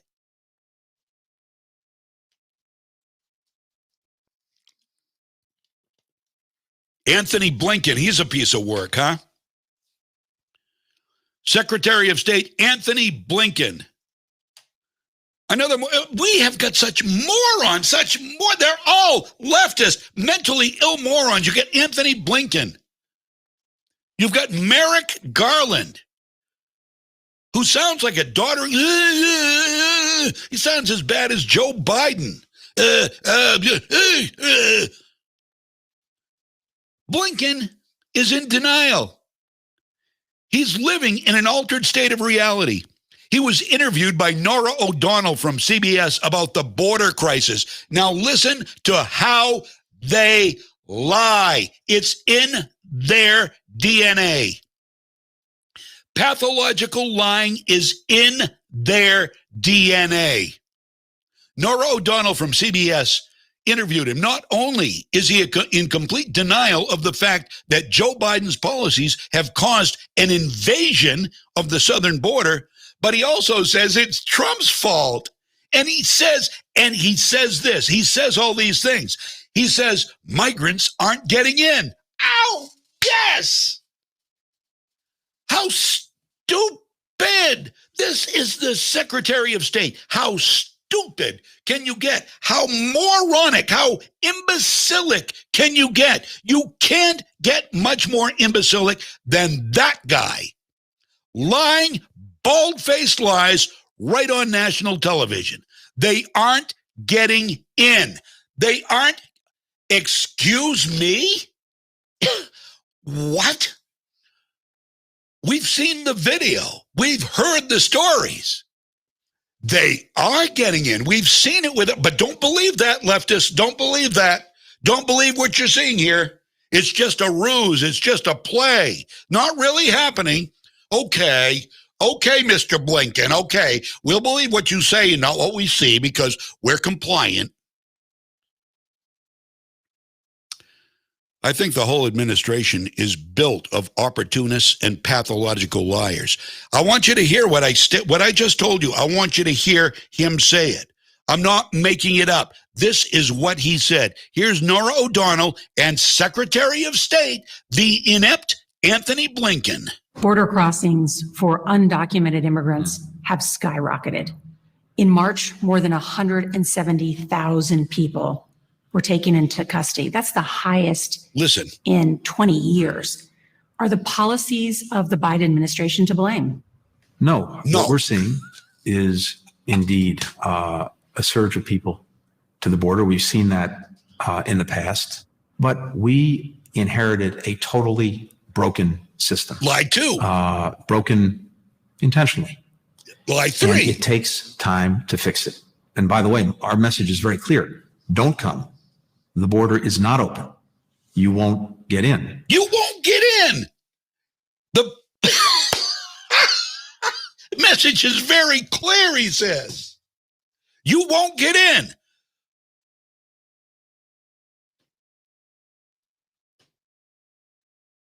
They're getting in, Tony. Just saying. I don't know about you, but I've seen it. They are getting in. The system didn't seem to be broken. President of Mexico didn't think it seemed to be broken. Americans didn't seem to think it would be broken. In fact, the big, beautiful wall was helping make sure it wasn't broken. It was a good policy, Anthony. What the hell universe is this guy living in? They are nuts. They're mentally ill. They don't belong serving the public. They're greedy, opportunistic, pathological, lying fools who are destroying the country, by the way. Oh, yeah. As an aside, they're destroying the country. 1039. And that's what we have. That's our administration.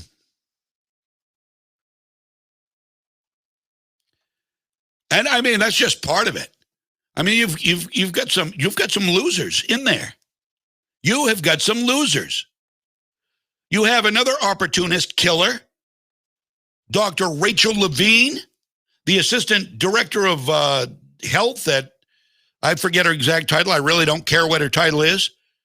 She put COVID positive patients in nursing homes in Pennsylvania, killing people, but not before she took her own mother out of a nursing home and put her up in a hotel. Rachel Levine's the transgender doctor. That's why she got the job, by the way. Don't doubt that. Do not doubt that. She got the job because she checked a box for Biden. Just like Kamala got the job because she checked a box for Biden. That's why these people get their jobs. They check a box. They aren't necessarily the best at what they do, but Joe Biden isn't looking for that. Joe Biden is looking to look inclusive, tolerant, inclusive, kumbaya feelings. You know, old Joe. Oh, look, he hired a transgender. He got a transgender in there. Oh, she killed people, though. She moved her mother into a safe place, and then she killed people. Oh, that doesn't matter. She's transgender. Perfect. Kamala Harris, she's great. Kamala Harris is totally unliked and unqualified for the position she's in. She's not even engaging at the border where she's supposed to be in charge of. Now she's in charge of something else. I forget what position she has been named to, something with space that she'll be unengaged in. Oh, but she's a black woman. She's a black woman, and that's what Joe promised. Oh, he's such a great guy. Good old Joe.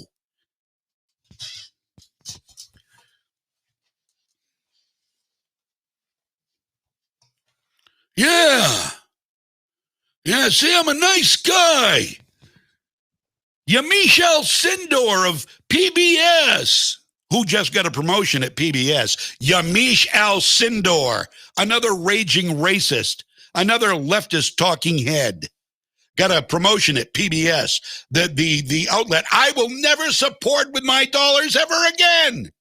Sorry, my taxes already go there. I'll be damned if I'm going to send more money for a Peter, Paul, and Mary DVD or a director's chair. Screw them.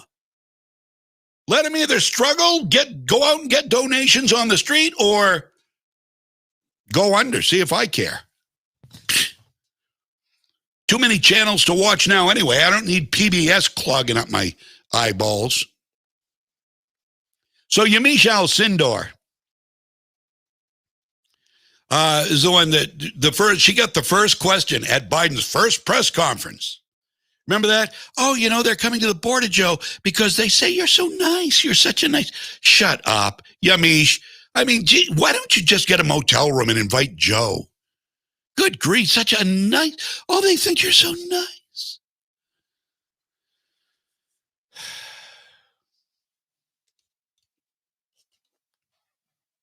I'm okay, thank you. Worried about that blood pressure. I'd have it taken right now. I really should. So I wish somebody was here. It's a laughing stock. It's embarrassing, and I cannot believe people support any of it. It is a laughing stock. But the blind don't see. I don't know what they're blinded with. I don't understand. I'd like to try to understand what makes far left progressives tick. I would love to understand that. But they can't give you a good explanation. Trump bad. Biden nice. Okay, well, there you go. Trump, I don't like the way Trump talks. You hear what Trump said about immigrants? He's a xenophobe. Okay, how? Why? Why? What did he say? What offends you so much? And since when is being offended against the law for somebody to offend you? Well, it just is. It's not nice. Okay. I guess if you're going to be going to soup and rice lines, you're going to be going into toilet paper lines. You're going to be living in a little tiny box house like everybody else, and you're going to be driving around in a less than adequate electric car. You might as well be led by a nice guy. Yeah. Who wouldn't want to do that?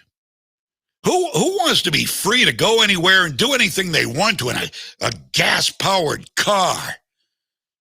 Who wants to be able to go travel wherever they want to go, do whatever they want to do, become whatever they want to become, make whatever they want to make? Who wants to do that if the guy leading it is mean? Nuh-uh.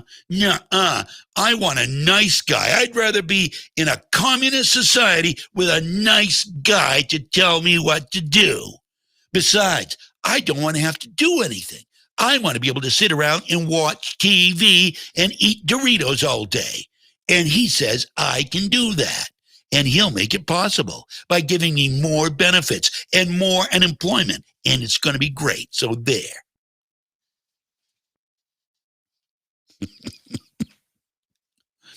Yeah, that's a little over dramatic, maybe.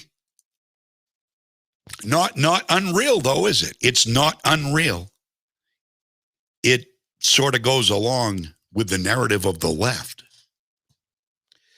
10:45, we got to take a break. I'll be right back. I'm John James. Legacy 1160, WSKW.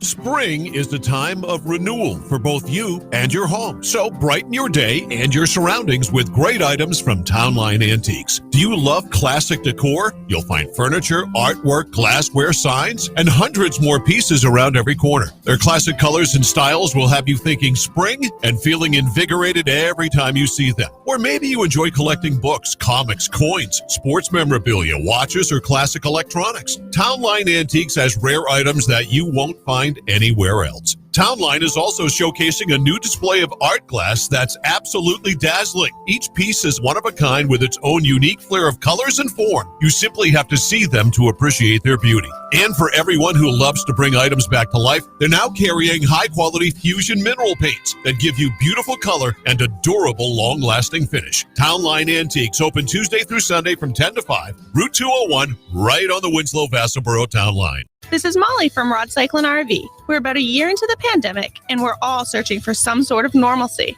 Picture yourself sitting by the campfire with friends and family, your favorite drink in hand, sharing stories and laughing. I bet you thought of a specific night. We want to help you find your normal. We have a large selection of new and pre-loved travel trailers and fifth wheels, fully stocked parts store, and the best camper service around. Rod Cycle and RV, Route 201 Madison, or online at rodcycleandrv.com. We're not trying to be the biggest, but always trying to be the best. Look around and you'll see hardworking people doing amazing things. People like nurses and respiratory therapists who keep us healthy, teachers and mental health specialists who care for our loved ones. And let's not forget the builders, electricians, and plumbers who help make sure our homes are safe and comfortable. What you might not know is that many of these men and women got their start right here, close to home, at Kennebec Valley Community College.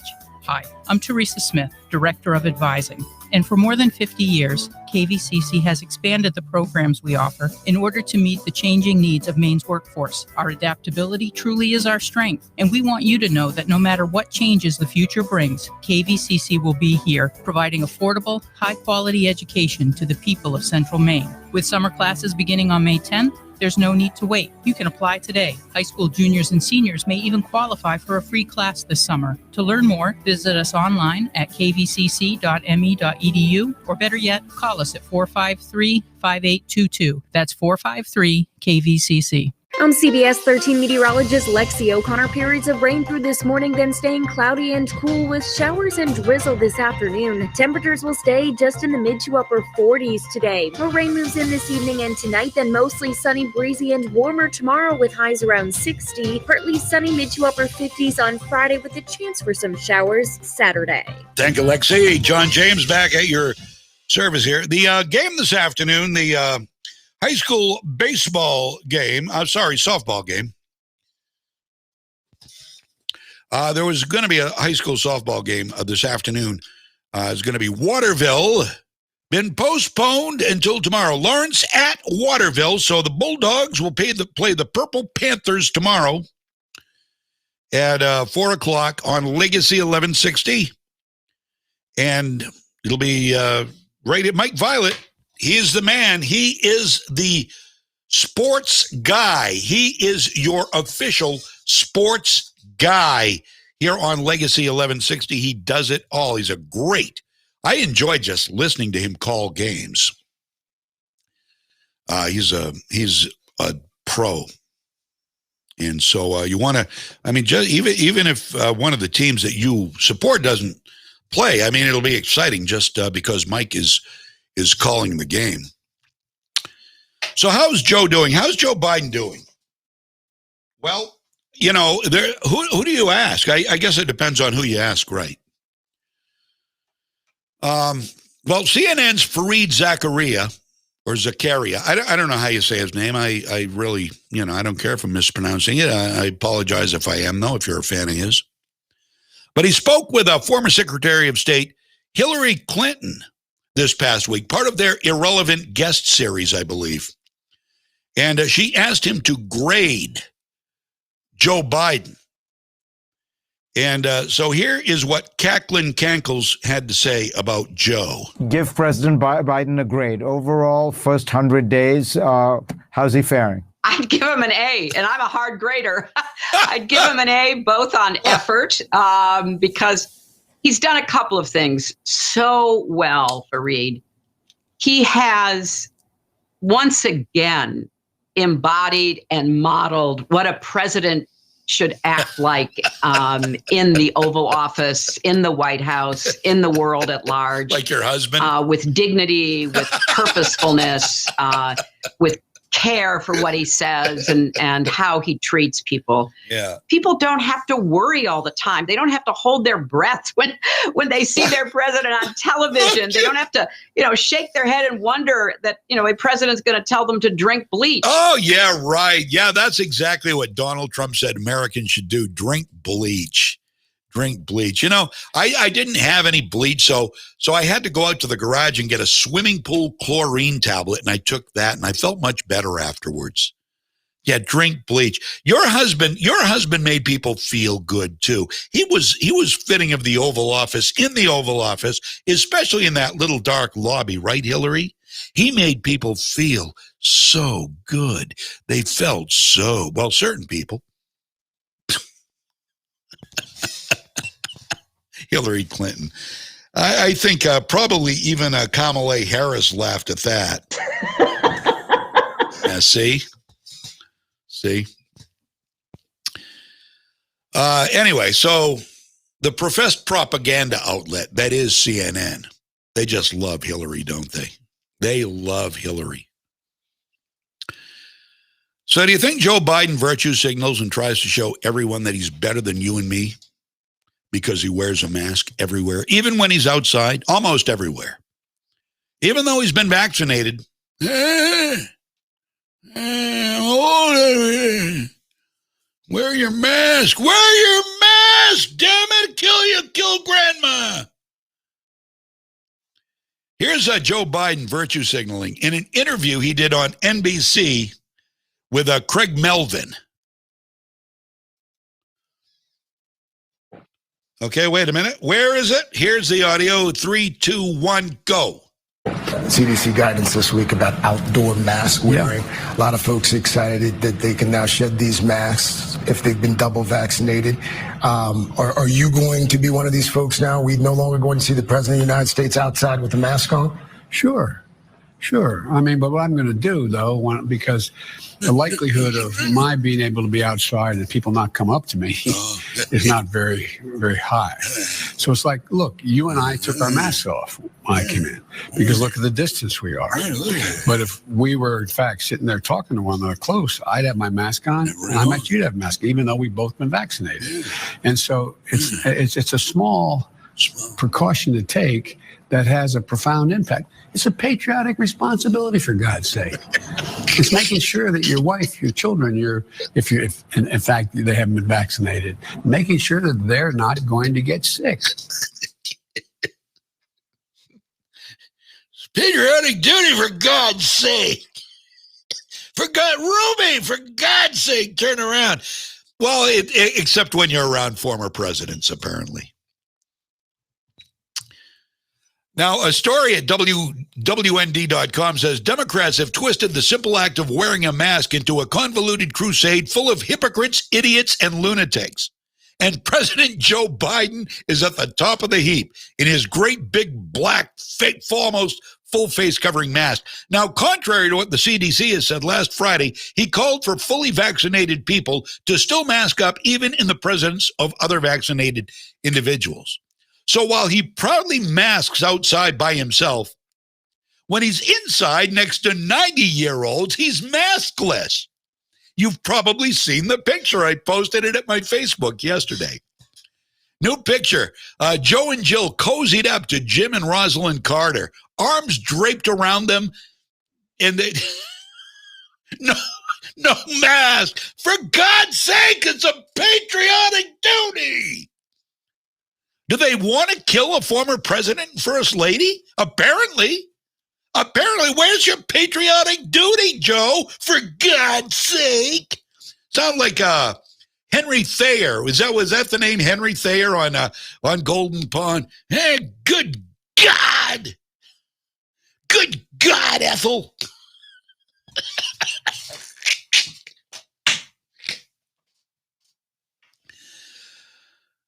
So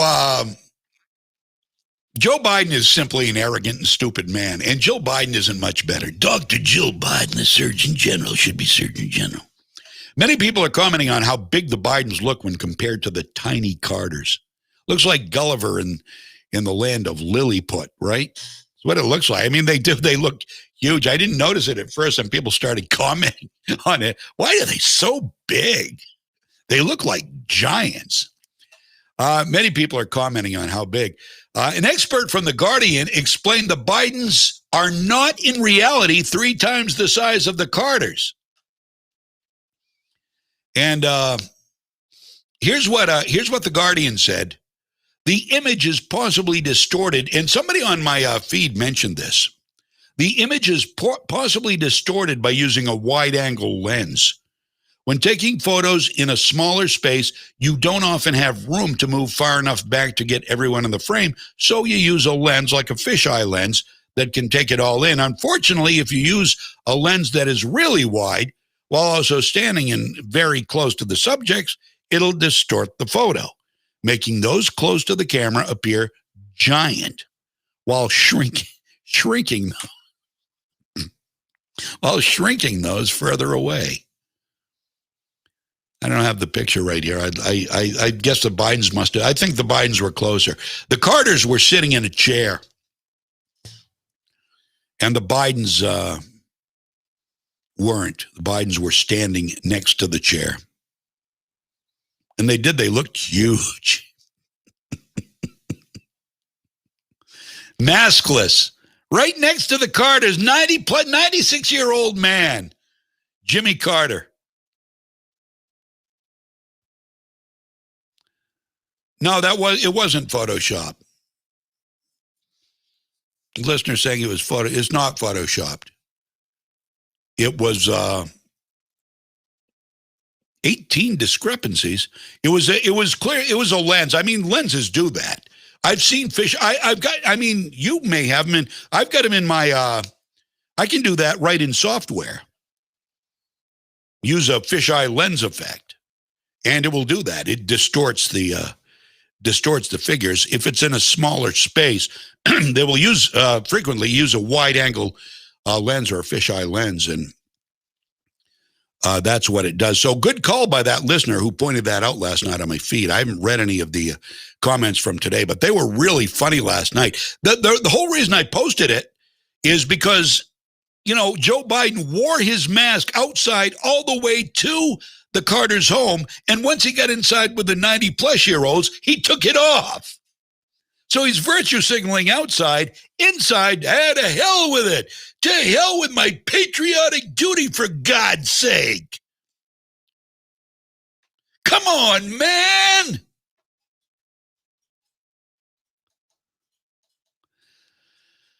All right. Look at wall pictures. I wasn't looking. The pictures on the wall at the Carter's house, I will. They're all square. All right. So are the Carters. I wish I had a rim shot. They're pretty square. They were pretty hip back in the day, though.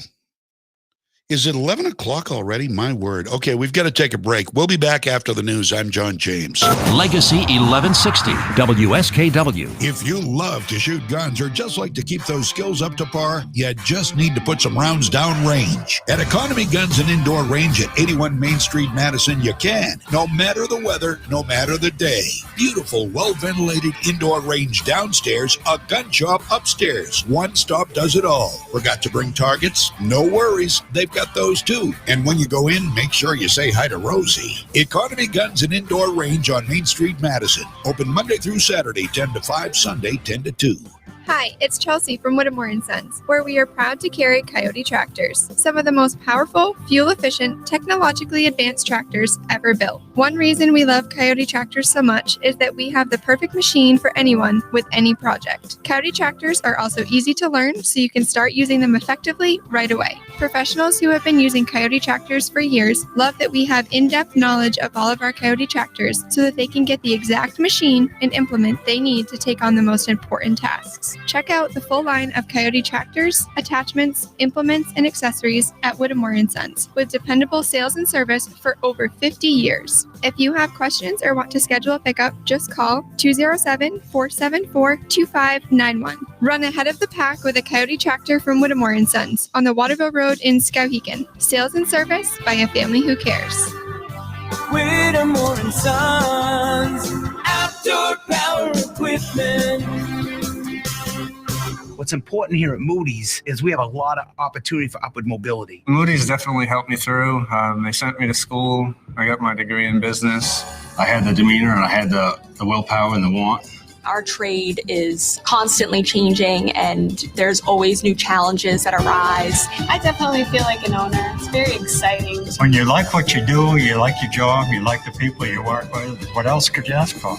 Bring your skills to Moody's and build a long-term future with us. I'm CBS 13 meteorologist Lexi O'Connor. Periods of rain through this morning, then staying cloudy and cool with showers and drizzle this afternoon. Temperatures will stay just in the mid to upper 40s today. More rain moves in this evening and tonight, then mostly sunny, breezy, and warmer tomorrow with highs around 60. Partly sunny, mid to upper 50s on Friday with a chance for some showers Saturday. From the Home Auto Group Studios, Farmington Ford and Franklin Chrysler in Farmington. This is WSKW, Skowhegan, Augusta, Waterville, Legacy 1160.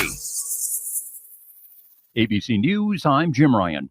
Facebook has decided that former President Trump will not be allowed back onto the social network, at least not for now. The company's oversight board has voted to uphold the ban after his account was suspended following the January 6th riots. But a final decision won't come for another 6 months.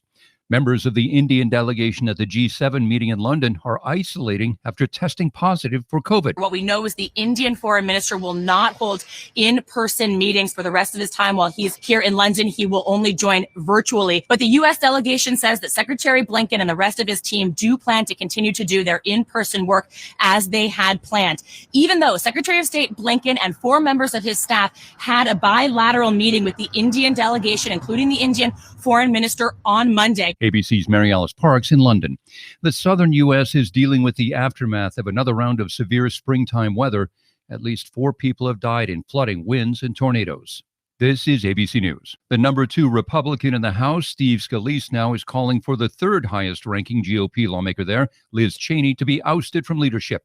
Cheney has drawn the ire of many Republicans for repeatedly blasting former President Trump's claims that the 2020 election was stolen. After the FBI raids on the home and office of Trump's former lawyer, Rudy Giuliani, federal prosecutors in New York are asking for outside lawyers to take a look through all of the material that was seized. ABC's Aaron Katersky explains. In a letter to the court, prosecutors asked a judge to appoint a special master to examine the electronic devices seized from Rudy Giuliani's home and office and separate any communications that might be covered by the attorney-client privilege. The letter notes Giuliani's representation of former President Trump and cites the criminal case against Trump's prior attorney, Michael Cohen, which also relied on a special master to filter records. Prosecutors emphasized this is meant to promote the perception of fairness, not fairness itself. Aaron Katersky, ABC News, New York. And I'm Jim Ryan, ABC News. Hi, car needs a tune-up. Getting ready to finally hit the open road. A road trip, huh? Got a Febreze car vent clip in there? Febreze car vent clip? Oh, yeah. Can't have a road trip without Febreze. Freshens your ride for up to 30 days. Do I pay for installation? Nah, it's easy. Watch, you just clip it in and... That's fresh. Your Febreze car vent clip is ready to go. Thanks for the car vent clip. Send me a postcard. Breathe happy, Febreze, la la la la la. The Progressive ABC Insider. It's a fun family film. Octavia Spencer there talking up her new movie Thunder Force with Melissa McCarthy over on Netflix, a superhero comedy with a message. This movie feels like a bit of a love letter to the everyday people out there who are changing the world. The Progressive ABC Insider is brought to you by Progressive Insurance. You can save big when you bundle your auto, home, motorcycle, RV, or boat. Visit Progressive.com. I'm ABC's Matt Wolf. And most of all, I want to thank you, the people of Georgia.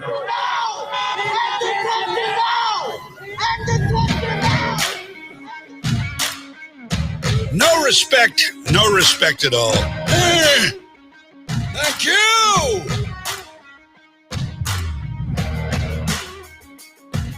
All right. right. Now, when at that rally where they were yelling at him in Georgia, he said, "Give me 5 days, man, to get rid of ICE." So where is he on that now? Where is he? That's a promise he made in Georgia.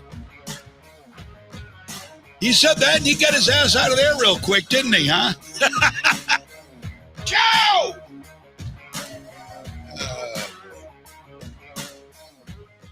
It's 11:05 right now. We got some climate. We got some climate to talk about, my friend. And you got to hear this. I've got some great stuff here. We're going to start out by talking about the theatrical left.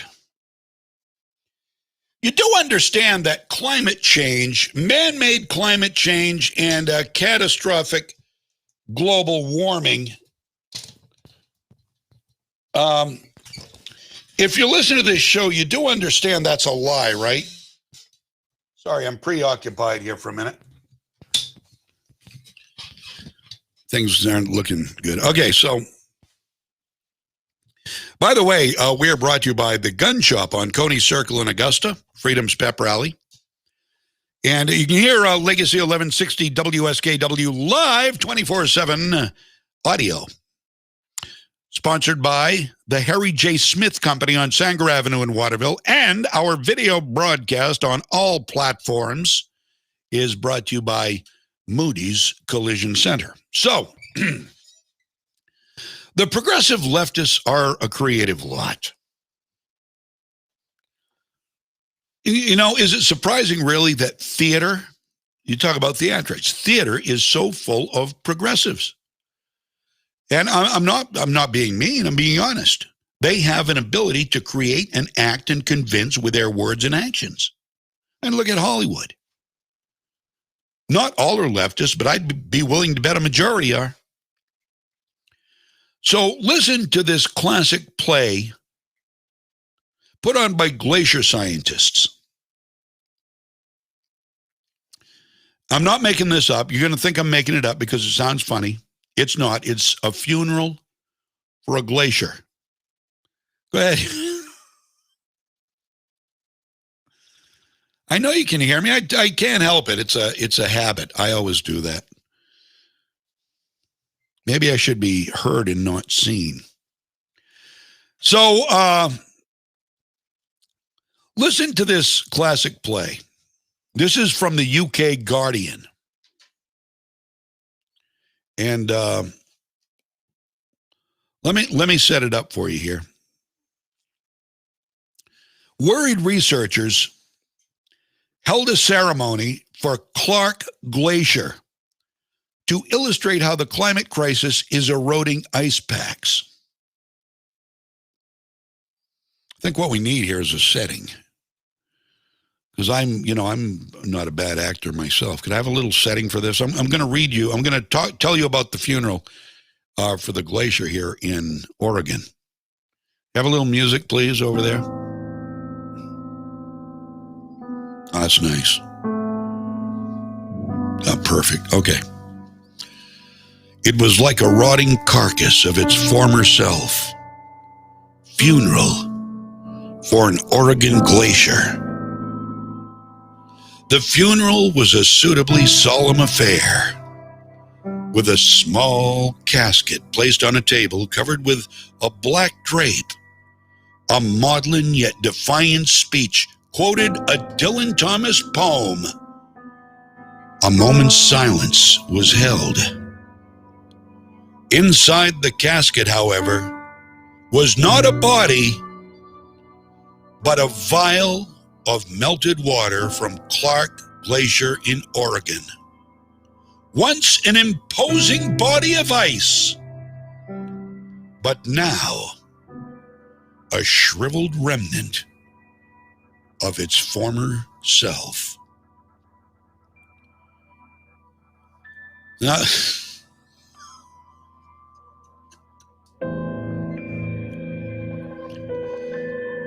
I don't know what year it was in. Who cares? It's a funeral for a glacier. Be respectful.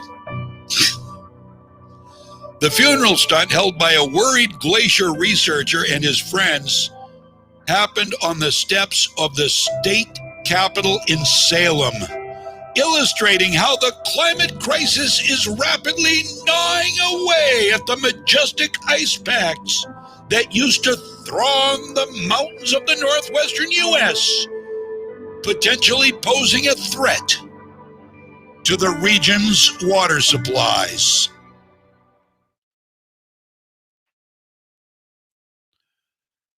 So now, thank you for the suggestion. That's a posthumous suggestion. It's too late now, but very nice. Requiem from Beethoven.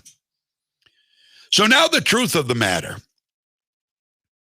And for the truth, we turn to the founder of Greenpeace, whose name is Dr. Patrick Moore. Greenpeace, the climate activists of all time, worldwide fame. Greenpeace co-founder Dr. Patrick Moore responded, ridiculous. A requiem for melting ice.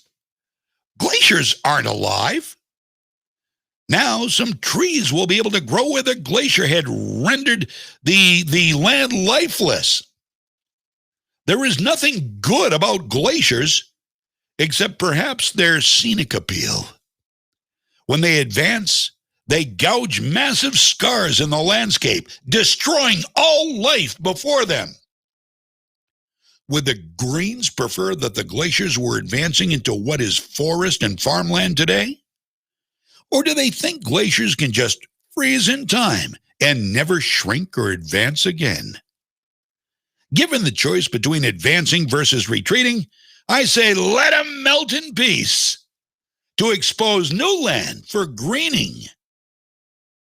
Our CO2 emissions will accelerate the greening, so the earth will be more bountiful as it was before this Pleistocene ice age set in 2.5 million years ago, ending 250 million years of a much warmer climate, during which life flourished from pole to shining pole.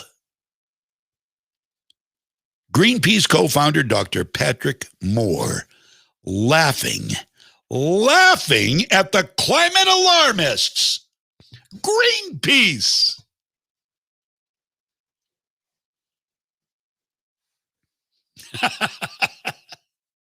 He's laughing at him. Funeral for a glacier, he says. What crackpot? These are crackpots. These are mentally ill people. These are mentally ill people. They really are. They have no life other than to scare people with lies. They're doing it. I don't know who is more, I don't know what's more alarming, whether the fact that these people have nothing better to do with their lives but scare people about a hoax, or the people who believe the hoax, the echo chambers.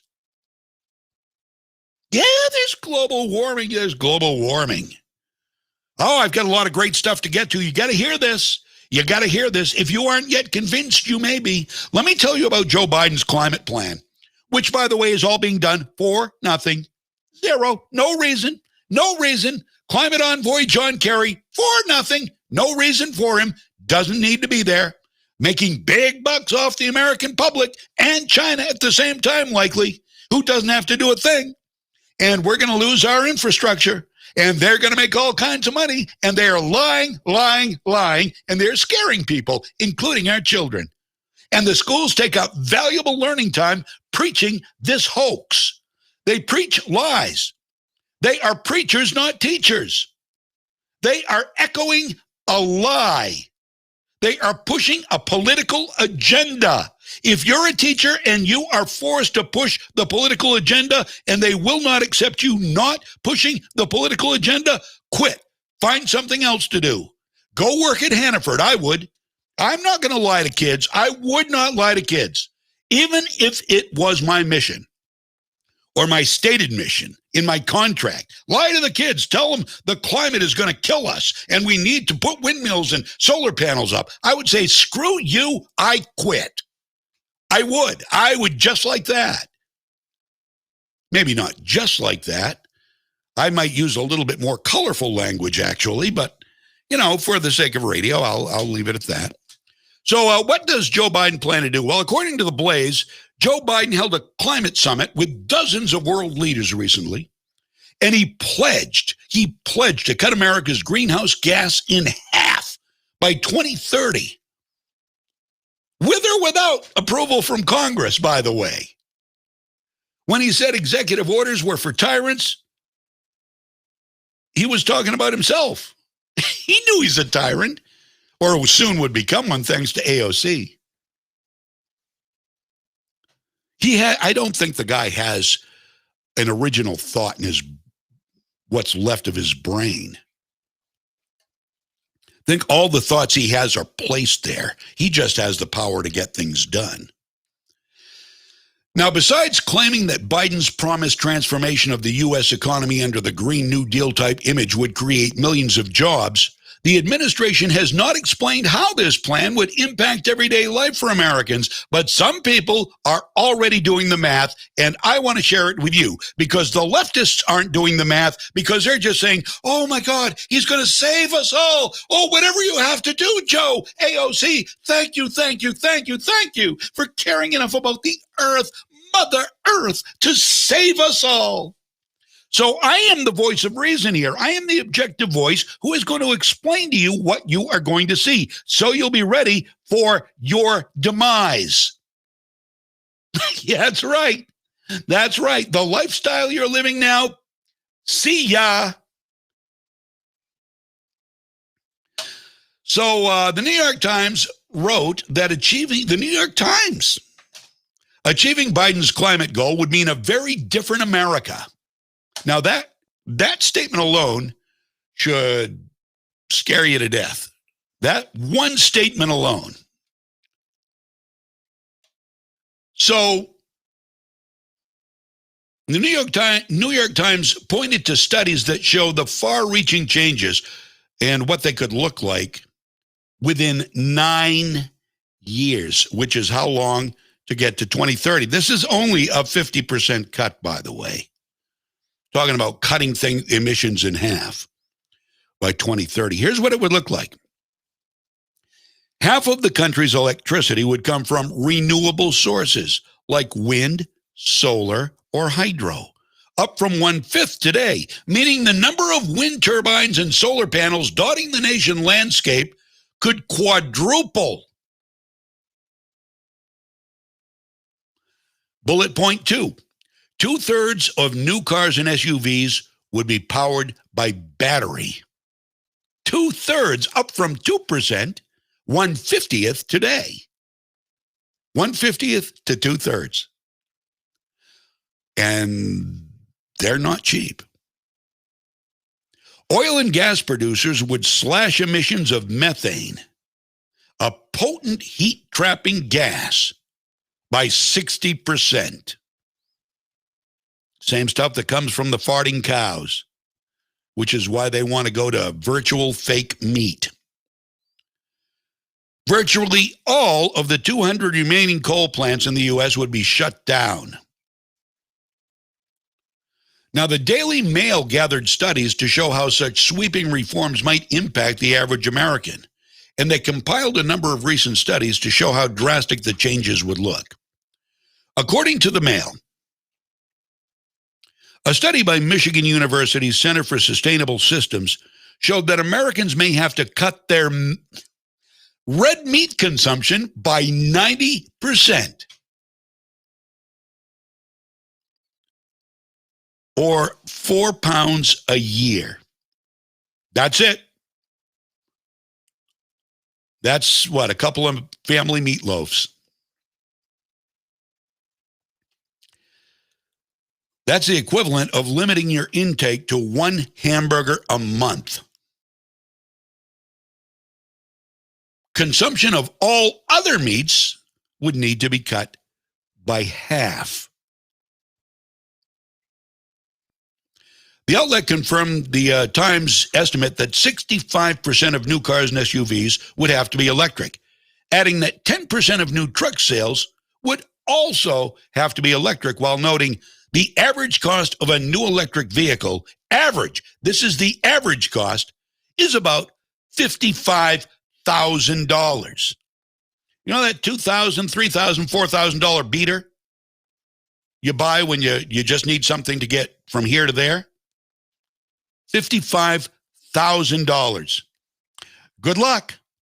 Good luck. How's climate change sounding to you now, huh? But we're not done yet. We are not done yet. 1/4 of Americans would need to stop heating their homes with natural gas and switch to electricity, meaning a rough investment of more than $5,500 to install an electric heat pump. An electric heat pump. You've got 3 floors. You're looking at probably close to $17,000, $18,000 plus tax and installation. Still sounding good? In the end, the administration's plan will likely cost trillions of dollars to taxpayers.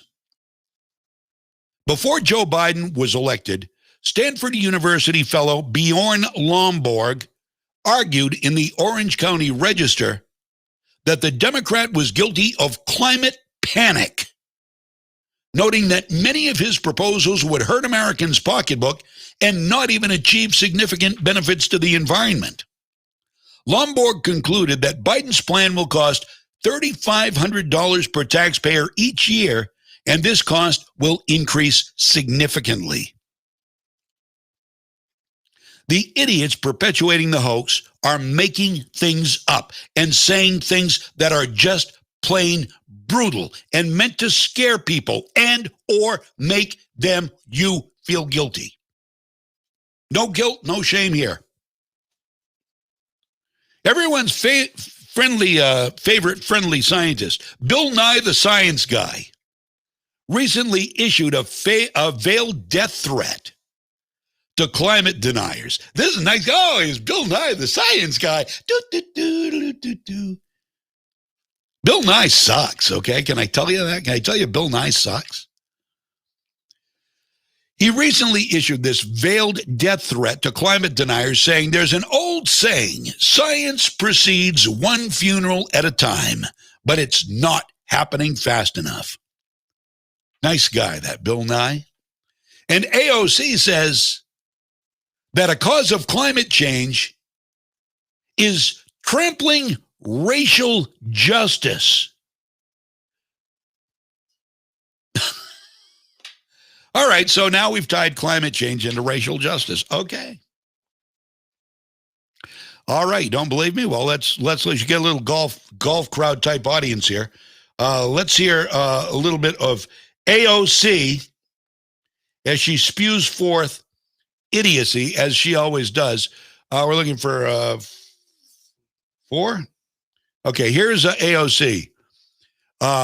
She conflates climate change and social justice, and don't ask me how she gets there. The climate crisis is a crisis born of injustice, and it is a crisis born of the pursuit of profit at any and all human and ecological cost. That's right. Which means that we must recognize in legislation that the trampling of indigenous rights is a cause of climate change. There you go. The trampling of racial justice is a cause of climate change, because we are allowing people and we are allowing ourselves to make sure we are allowing folks to deny ourselves human rights and deny people the right to health care, the right to housing and education. What? She conflated all that. Health care, right to education, racial justice, social justice, climate change. Wow. You know what it sounds like they're trying to do? It sounds like they're trying to put all their means into one mean. Doesn't it? Because they're getting confused. They've got so many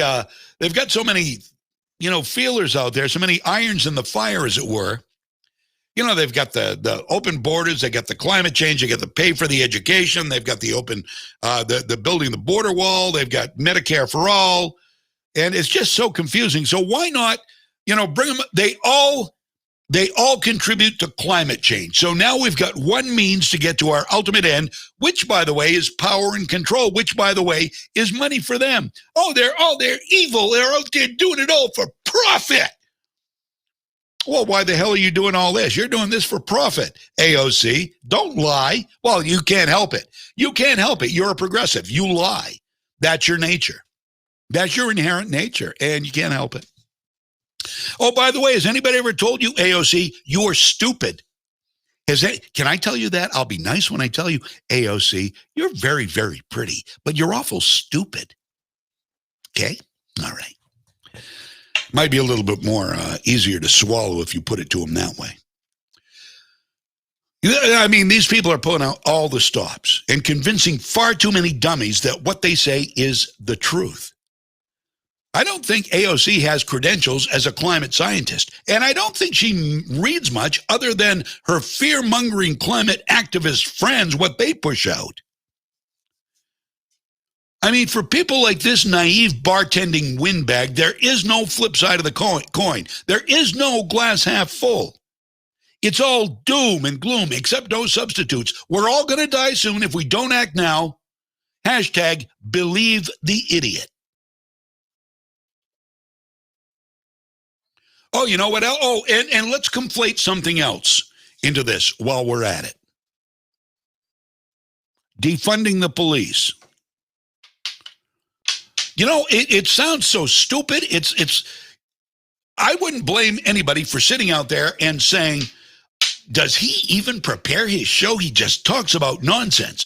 No, I don't. The nonsense is real stuff from the unhinged, mentally ill left. According to Green New Deal mastermind Rihanna Gunn-Wright, well, here's a surprise. She's the director of climate policy at the Roosevelt Institute. Rihanna Gunn-Wright says, quote, police brutality is an environmental justice issue. Environmental justice is not just about air pollution. It's not just about how close or far you are from a fossil fuel facility. It's also about what makes up your physical environment, including policing, public safety, education, clean water. All of that is part of a person's physical environment. So we need to defund the police and get rid of policing as we know it and reimagine it as a community. Oh, Saul Alinsky and Barack Obama. Saul Alinsky would be proud. I'm sure Barack Obama is just saying, God love her. No, that would be Joe Biden. God bless her. God bless her. She's doing her patriotic duty for God's sake.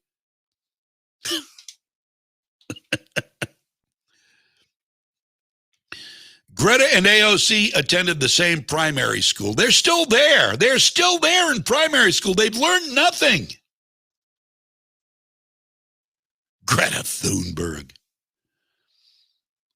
Wow. We are just overrun with idiots. And you know why there are so many more idiots? Because there are so many more idiots out there believing the lies. Now, the people that are the idiots, they don't know they're idiots. In fact, I'll let you in on a little secret. They think they're really smart. They think they're a lot smarter than you. Ask them. Ask them, and they'll tell you, oh, a whole lot smarter than you, you climate denier. Who's going to have the last? Well, nobody's going to laugh. I was going to say, who's going to have the last laugh? Well, it would be us, except for when we get there, where we get to where these totalitarians want to take us. Ain't nobody going to be laughing, my friend. We will at least be able to say, well, we told you so. There's little solace in that, though, is there? AOC is now calling for a new Corps. You know, move over, Marine Corps. Here comes AOC's what is it's the Green New Deal Corps. I call it the Green New Deal Corps.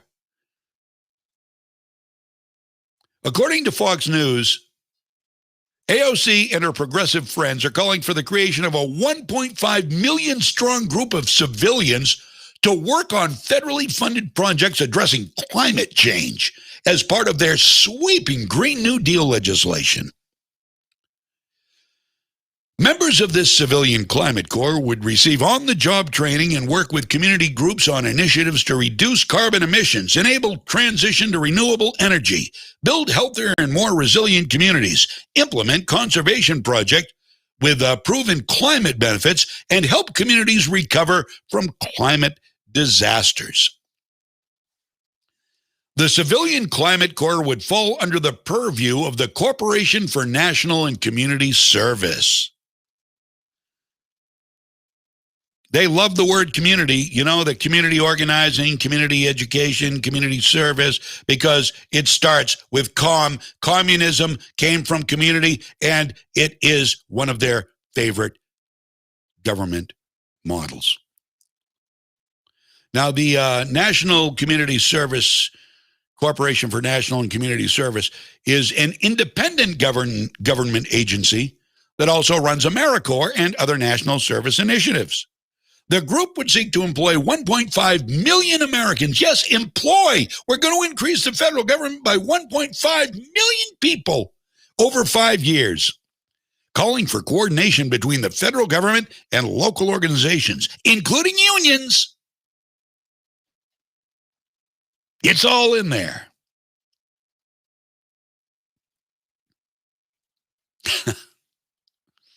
You can't make... Oh, and here's something I told you I'd tell you yesterday.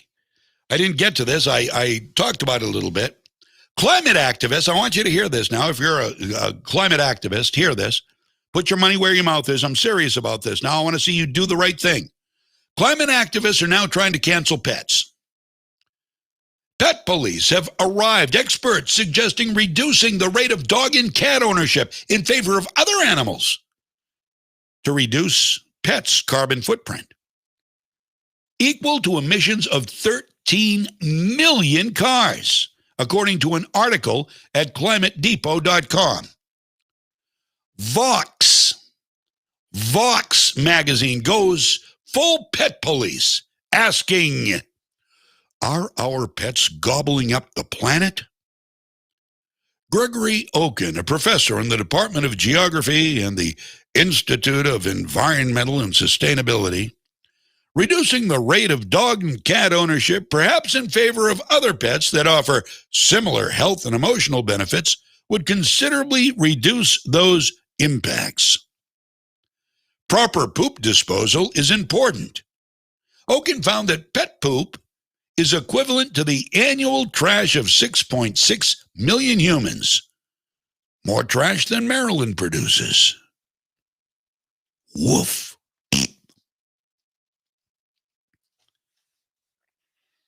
No, Maryland produces a lot of trash. Oh, no, I'm sorry. I was thinking of Delaware. I was thinking of Wilmington, Delaware. Never mind. Close, but no cigar. So John Stossel has a great suggestion that the environmentalists hate.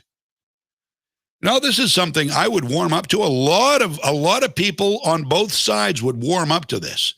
But the environmentalists are party poopers.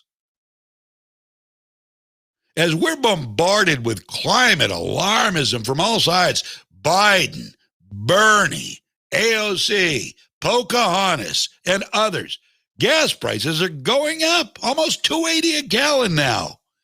That causes prices on everything else to rise when gas and diesel goes up.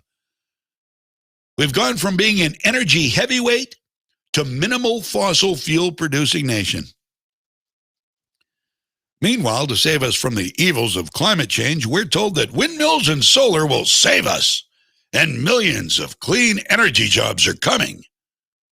When? How? Why? But why? But why? But why? I'm going to be the petulant child here. But why? Why? Why are we doing this? Why? To save the... No, we're not. That's a lie. That's a lie. You have the co-founder of Greenpeace telling you that mourning a glacier is stupid because melting glaciers are making way for more greening of the earth, more food for the people going hungry, more places to grow, more places to thrive, more places to spread out a little bit. Oh my God, the glaciers are melting. The polar bears are going to... Oh, no, wait, sorry. That was a false alarm, huh, Al? Oh boy, was that a false alarm. No, polar bear's doing great. Sorry, buddy. You know what nobody is considering?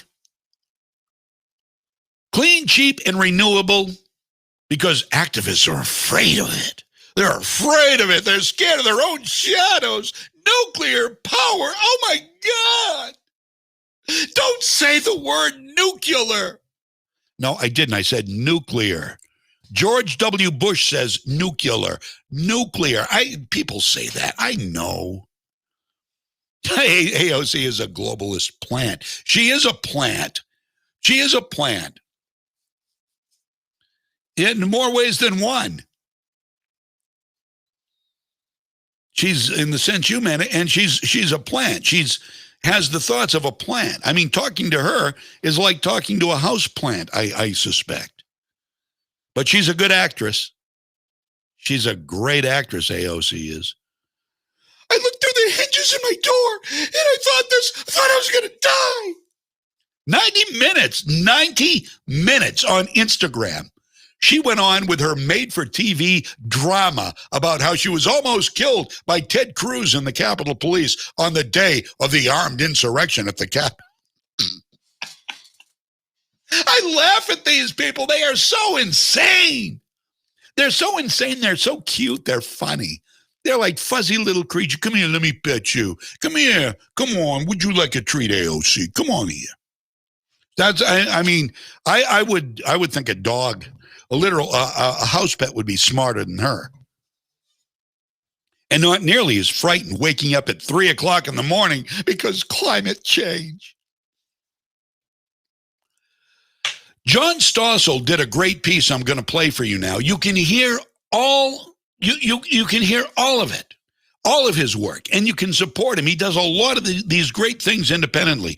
JohnStossel.com. And you will learn from this. This has to do with nuclear power.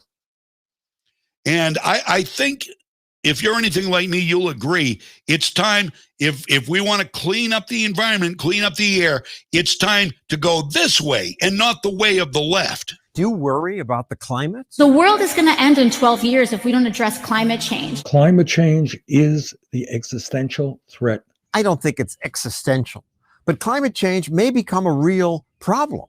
So it's odd that the activists rarely mention nuclear power. Today, around 75% of France's power comes from nuclear energy. And much of Sweden's, too. Nuclear energy cut their carbon emissions. But now, frightened activists want nothing to do with it. We're calling for shut down. The future of Earth is not going to be brought to us by nuclear power. At Grand Central Station, these protesters imitated a nuclear meltdown. Absurdly. Nuclear power came to a near halt in America 40 years ago because of a partial meltdown at 3 Mile Island, Pennsylvania. The United States' worst commercial nuclear power accident. That worst accident killed no one. It would have been largely forgotten, except that by coincidence, days before, Hollywood released a movie that suggested an accident could burn a hole all the way to China. Today, only a handful of people know what it really means. And they're scared. People saw that and freaked out. Environmentalist Josh Goldstein says nuclear power can save us from climate change. And we'd have more nuclear power were it not for that movie and the media hysteria that followed. The first step in a nuclear nightmare. It led to the No Nukes concert in 1979 in New York.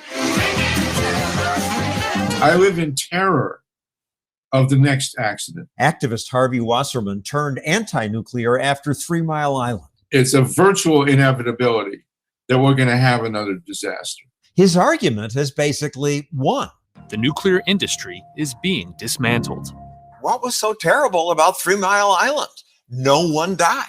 I'm one of 2 journalists who went into central Pennsylvania after the accident at 3 Mile Island, interviewing people. They're showing me their tumors, their hair loss, their lesions. But it's bunk. It's been studied. People didn't die. People lose hair and get cancer, and they attribute it to 3 Mile Island, but it's not true.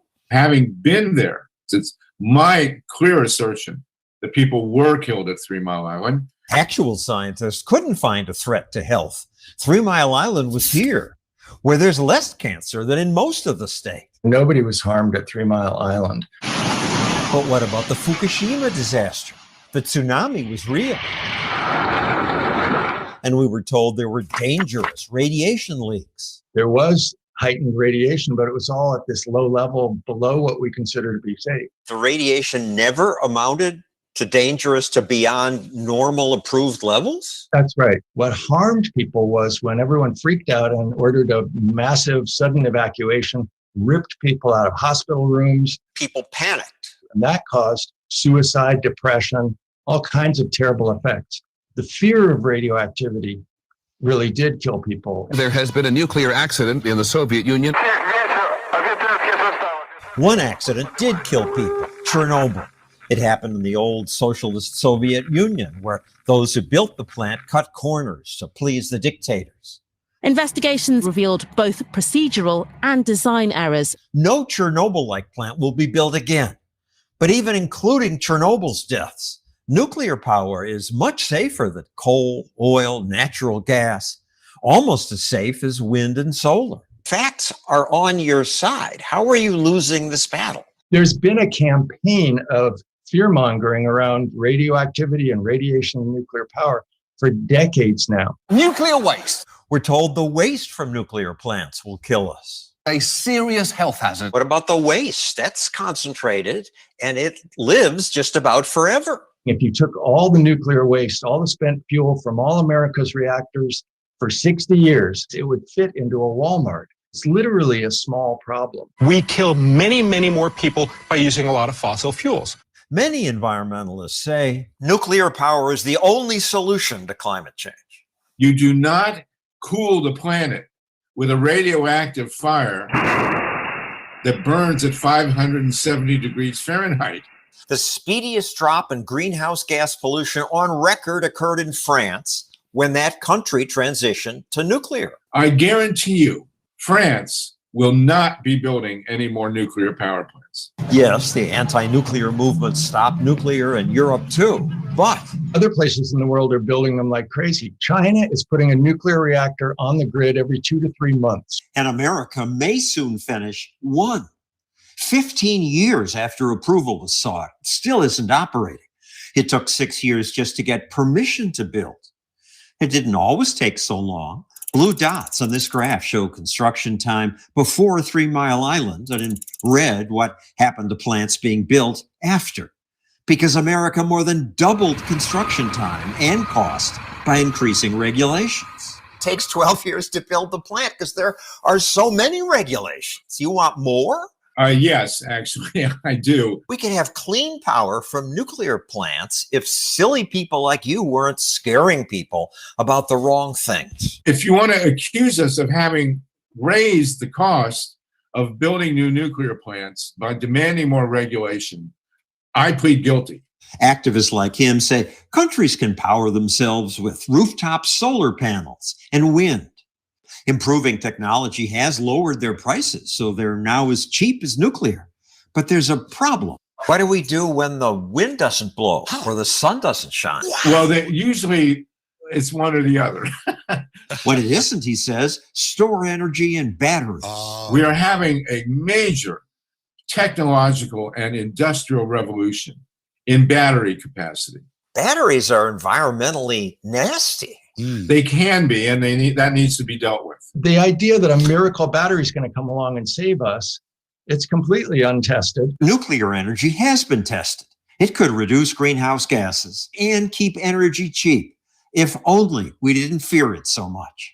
The whole regulatory system is crazy because we're regulating this energy source as though it were the most dangerous thing out there. And it's actually the safest thing. It is. It's been pretty safe for 70 years when we first entered The new world of the atomic age. There it is, John Stossel. Nuclear energy myths debunked. You hear the activists. You hear how scared they are. We're so scared it's going to get radiation and die. Well, look, your life is, all our lives are finite. Chances are nuclear energy isn't going to kill us. We have a very good chance nuclear energy, if it is widely accepted and plants are built, isn't going to kill us. Something's going to eventually. Don't you want to, while you're alive, don't you want to have the most lucrative and enjoyable time you can have while you're here? No, I don't mind spending all my money on electric cars and heat pumps and windmills and rainbows and solar panels as long as I don't die from the nuclear power. Okay. Easy, buddy. It's going to be okay. It's going to be all right. Little Valium or whatever.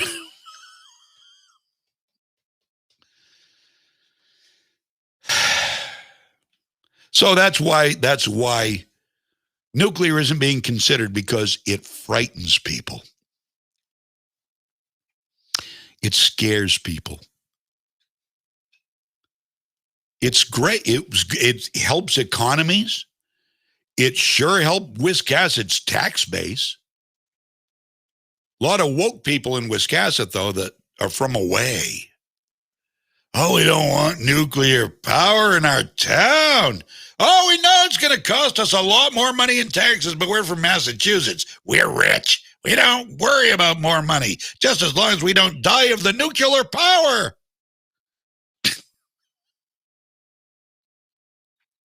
I was doing a radio show back in the 80s. I was doing a talk show on WLAM. And I had both sides in on the show. I've always been pro-nuclear. But I had this Maine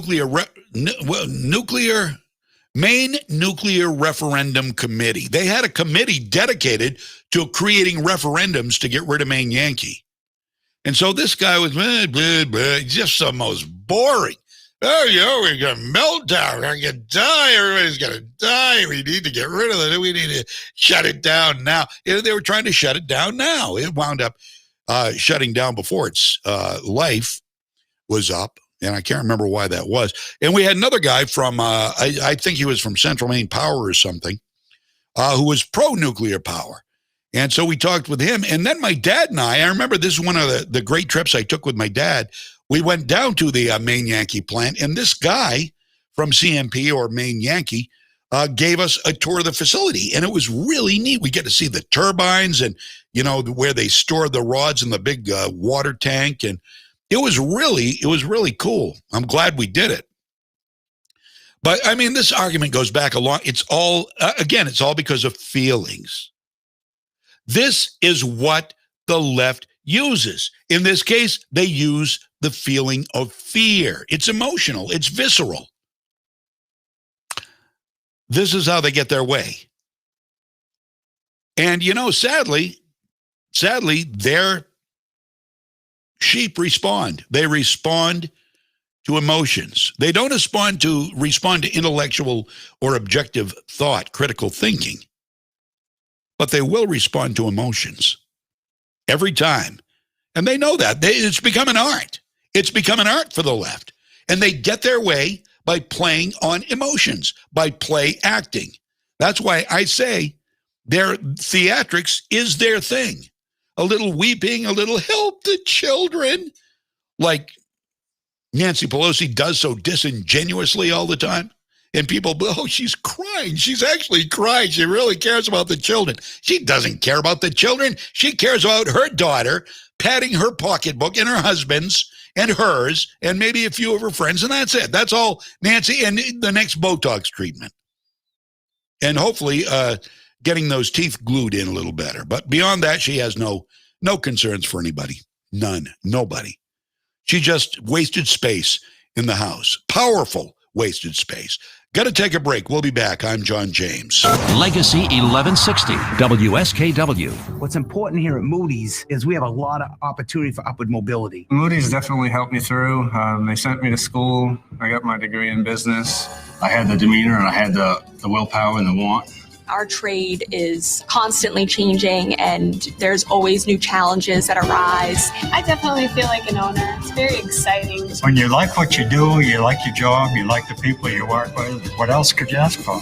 Bring your skills to Moody's and build a long-term future with us. Do you have itchy, irritated, or burning eyes? You may be experiencing dry eye syndrome. Contact Kennebec Eye Care and let them help find a solution to the problem. When we concentrate on activities like reading, driving, and computers, we blink less, which reduces the amount of tears on the surface of the eye. An exam with Kennebec Eye Care will identify what's causing the issue and how to best treat it. Schedule an appointment today by calling 872-2797. Kennebec Eye Care, your sight specialists, 216 Main Street in Waterville, and online at KennebecEyeCare.com. Spring is the time of renewal for both you and your home. So brighten your day and your surroundings with great items from Townline Antiques. Do you love classic decor? You'll find furniture, artwork, glassware, signs, and hundreds more pieces around every corner. Their classic colors and styles will have you thinking spring and feeling invigorated every time you see them. Or maybe you enjoy collecting books, comics, coins, sports memorabilia, watches, or classic electronics. Townline Antiques has rare items that you won't find anywhere else. Townline is also showcasing a new display of art glass that's absolutely dazzling. Each piece is one of a kind with its own unique flair of colors and form. You simply have to see them to appreciate their beauty. And for everyone who loves to bring items back to life, they're now carrying high-quality fusion mineral paints that give you beautiful color and a durable, long-lasting finish. Townline Antiques open Tuesday through Sunday from 10 to 5, Route 201, right on the Winslow-Vassaboro Town Line. I'm CBS 13 meteorologist Lexi O'Connor. Periods of rain through this morning, then staying cloudy and cool with showers and drizzle this afternoon. Temperatures will stay just in the mid to upper 40s today. More rain moves in this evening and tonight, then mostly sunny, breezy, and warmer tomorrow with highs around 60. Partly sunny, mid to upper 50s on Friday with a chance for some showers Saturday. Lexi O'Connor, thank you very much. Thank you very much. It's 11:53 now. John James here. Important date in history. I don't know if they covered it this morning on the Associated Press, but it was on this day in 1494. Christopher Columbus discovered Jamaica, man. Yeah, man. So, 1494, this day. Cinco de Mayo. So it's obviously a big day, not only in Mexico, but also in Jamaica, man. Yeah, and you know what? You know what time Columbus landed in Jamaica? Any idea? 4:20. No, man, don't worry if you don't get that. Don't worry, it's okay. It's all right. Think about it. I was just reading that the late Anna Nicole Smith's daughter. Wow, I haven't heard Anna Nicole Smith's name for a long time. Her daughter is 14 years old now, and apparently she's getting a lot of offers. That's just from Prince Andrew. So, but she get a future. Something I don't know what. Speaking of people with large, were we? I guess Anna Nicole did.